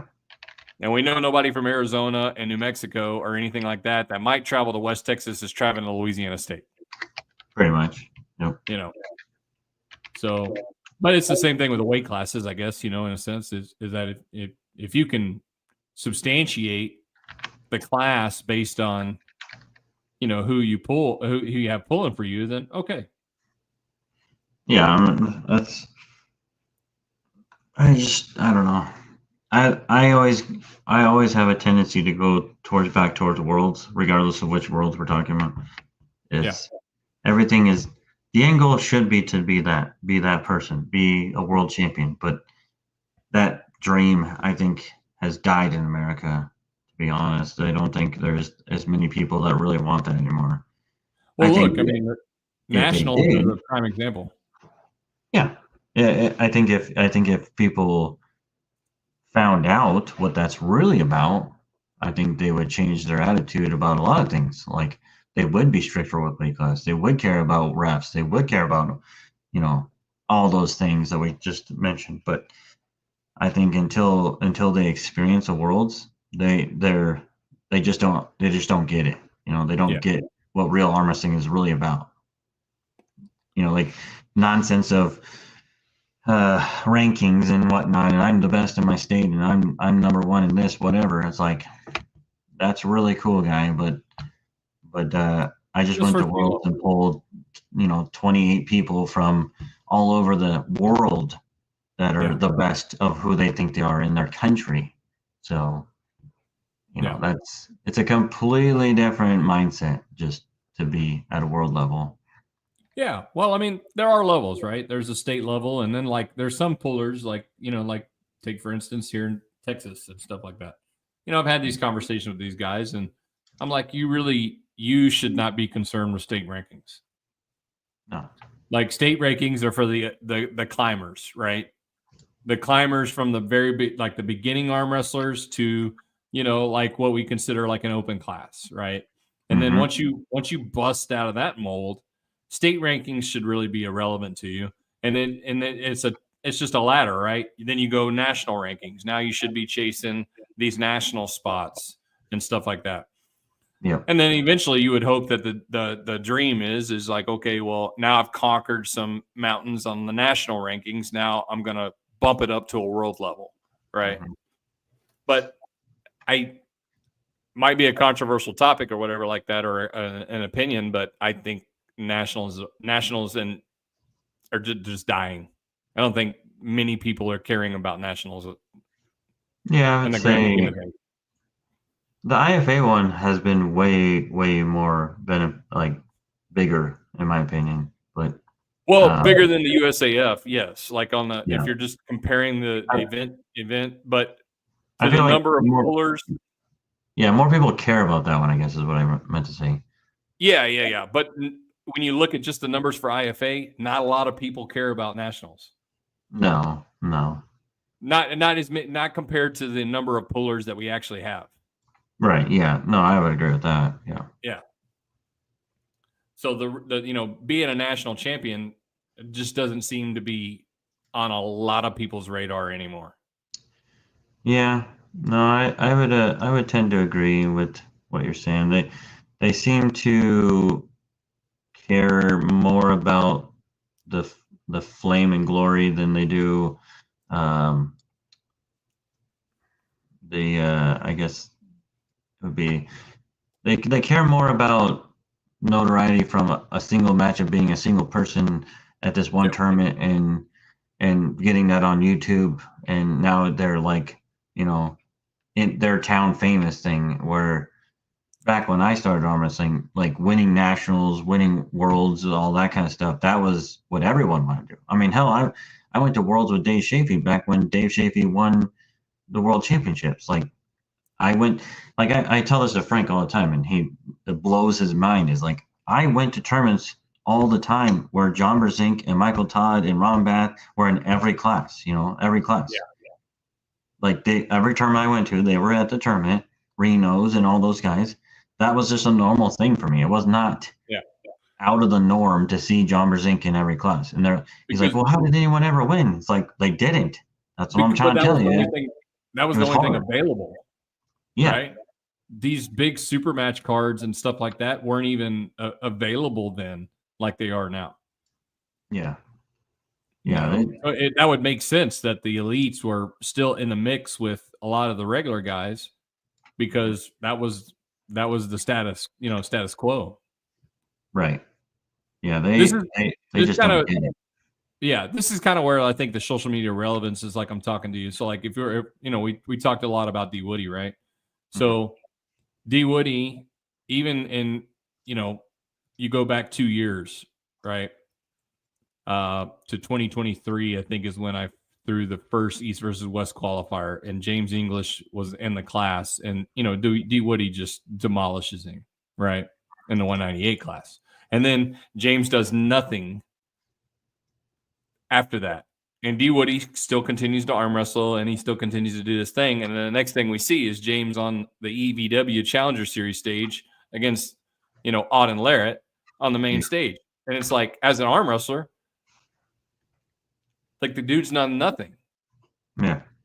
Not even on the social media presence, like the guy's done nothing, but he has a ton of social media presence from his, his fitness. Yeah. It's unfortunate that things have gone that direction, in my opinion, because it takes away all the relevance that, like, all the things that I've done as a puller, like my whole career, and Frank still doesn't get this half the time I tell him, but I always tell him, like, I was the number 154 pounder for 10 years straight. Like, there was a 5-year span where I never lost a right-handed match. Like, can you name a person nowadays that even cares about that? No. They probably don't even know that I did that. No. But I have 26 plus national titles in almost every weight class. Like, I mean, no one does that. No one would even care to do that anymore. Is that going to get me on East versus West? No. You can hardly find guys that'll pull outside their weight class anymore. Yeah. And they won't pull their weight class. Like that whole thing of me pulling every weight class thing, we'll never have another one of those. There'll never be another person like that. So and like just from an area standpoint, like the amount of matches that I have that are not in areas is astronomical, but I probably have 4,000 plus arm wrestling matches on my right arm alone.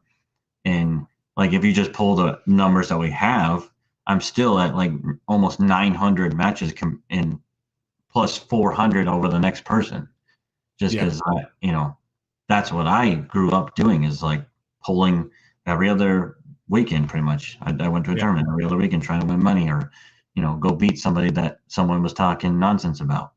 So I would travel literally hearing, like you said, like I would see some crap on Facebook or the Northeast board back in the day, and they'd say this guy out of Nebraska is good, and I go over there and I smash on him. So that was my thing back in the day. Yeah. Well, and see, and maybe we're getting back to that, right? Maybe Aries is creating a path for that, because like I sent this to you and Frank in the and our message group, like Dakota Bean from Oklahoma. Look, he made a post. Look, I pulled against one of the top, guys in the 242 class, and then beat one of the top 100 guys, i.e. me. Yeah. And like that's great, because he was awesome. funny. Yeah. He was looking at his rating. He was looking who was ahead of him, and he knew that he was going to be competing against guys ahead of him. And like that was motivation for him. Like he made a post about it. Yeah, no, that's awesome. That's the kind of stuff I wish more people would do, is pay attention to and care. Like, don't just take matches just because. Like, I love Tim Lewis. He's hilarious, but like there is so many matches that Tim takes that mean absolutely nothing, and he does it just to steal their money half the time. And I mean, that's great. I mean, if it's for money, sure, do it. But those people who are pulling like, nobodies and beating on a bunch of 1500s, that's not cool. Don't do that. You at least have an ability to know how good they are now. All the time. We see it in super matches and we see it in tournaments. We see people stay in their backyard knowing exactly who's going to show up to the tournament, and most of these people are on their team. Right. So they're practicing with the same guys they're pulling in a tournament. And then they're walking out with a first place award going, I took first place in this class. It's like, okay. Like those are your training partners. Like, and like Frank's brought this up, like when I brought up the whole Michael Todd thing, and John, he's like, well, that whole deal where Michael was going to travel around the United States and steal all those trophies from people. And get like 100 first places. I just didn't like that he was wanting to pull masters too. That was my kind of like heartburn really with it. But like when I was talking about, like when I grew up, he did that anyways. I mean, we were doing it together. I mean, half the time I was at a tournament where he was at. So I would argue though, like I said before, that was a different time. Yeah, tournaments were king, and there was no pathway for anybody else. Then these guys like Devin and Michael, and they took a different path, and to kind of revert back to that, where now tournaments are kind of like, second rate in a sense. Yeah. To kind of jump back to that and then go, oh, well, I'm also going to pull the master's class, and it's like, I don't know. Should I be pulling master's classes? Huh? Should I be pulling master's classes? I mean, to each their own. I do it occasionally when somebody needs. I got to fill a bracket. I don't cherish those wins or anything like that. I just like, hey, this guy paid $40 to enter my tournament, or $30. Like, I don't want to give him his money back. I want him to pull. So I get the hell with it. I'll pull him because I want him to pull. Yeah, I mean, I pulled masters for the first time this last year and at Worlds and stuff, and it was It was easier, it was easy. It wasn't like out of the norm of hard for me or anything like that. But yeah, like a couple people like, you're gonna pull masters the very first years you can do it. I'm like, yeah, I earned that. Yeah. Like, what are you talking about? You do it too. On a world level, we're talking about a whole different thing too. World level compared to the regular masters class at a regular tournament. Yeah.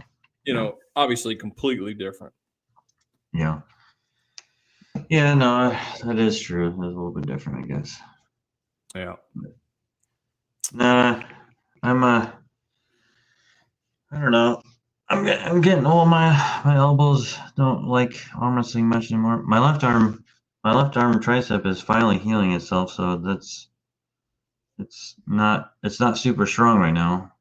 Garrett's been beating on me like every day, so that's not good. But it's slowly coming back. It's just I don't have as much side pressure as I used to.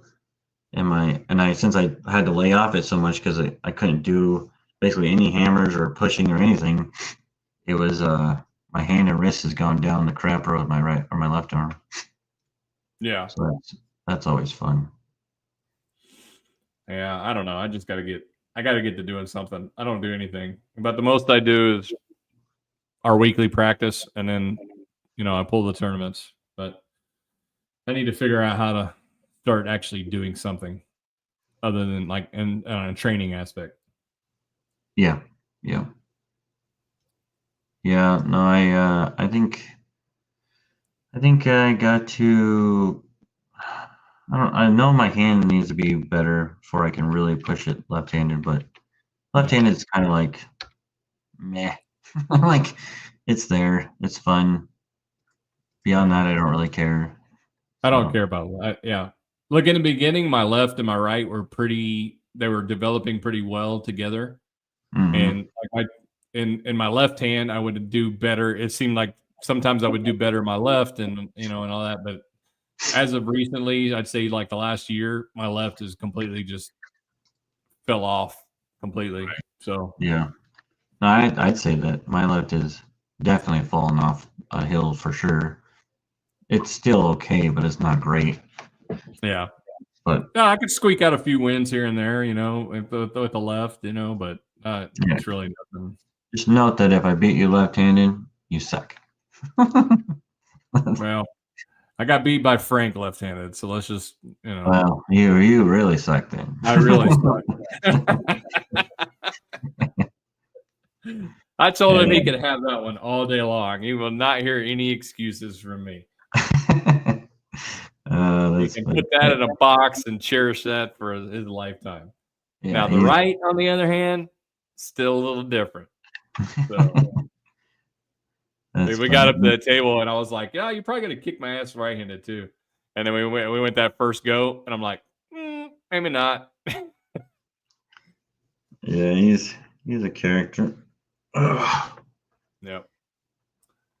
Well, shoot, been about 2.5 hours, so I think I'm gonna call it. All right, boss man. Yeah, I appreciate you coming on. I'm looking forward to our 76s. We up to 48, 49 now, so hopefully we can lock down those last couple spots here. Well, you had a guy reach out to you. Who's that? That wants in. He said he reached out to you. That wants in. So worst case scenario, throw him in there. What did he? Who is it? John Green. He's from my team. Another guy from my team. He's only got one tournament in, and he competed at 198, and he's got 2 matches. But so he doesn't really have anything. But he's cut down. Green. He said he reached out to you. John Jon. Yeah. Yeah, John Green or whatever. Yeah, GRENE. He reached out to me in January. He said he's only pulled one time. Yeah. Yeah, I mean we could throw him in if he wants to. Yeah, I told him, I was like, we're getting down to the end, and I mean I know you don't have he was like he came up to me last night at practice and he was like, "Hey, I want to try to get in that 76. I already talked to Corey." And I said, "Yeah." I said, "Corey wants to try to get some matches on some guys. That way it gives him some sort of idea of where you would be at." I think he said he was going to pull once before then, so I think he's going to he's going to come out, and I think he's going to try to pull the EVW tournament in March. Right. But so that'll be at. I'll let him register, and then we can adjust the numbers around once he. Yeah. That'll help me a little bit more. But that'll give us another guy, and Yeah. I mean, as soon as we get 50 paid, then we're probably locked in for the 5,000. I need to check the numbers again, but with our sponsor, that helps a lot. So yeah, we'll be close. I think it's probably going to be about 51 people, but nice. Check it again. Well, that was that's the goal, right? Is to get enough so that the guys compete for the whole shebang. Yeah, I mean, I like paying out money to people. Richard Cogburn's the only one that's only almost used it all. Everyone else would use some and then done buyouts or whatever. So yeah, Cogburn's going all over the place now. He'll be in the East versus West thing. Oh, look, Jody chimes in last minute. Yeah. What's up, Jody? Yeah, for sure. So, all right, boss. I will holler at you. All right, man. I'll keep clicking along. Yep. All right. Later. Later.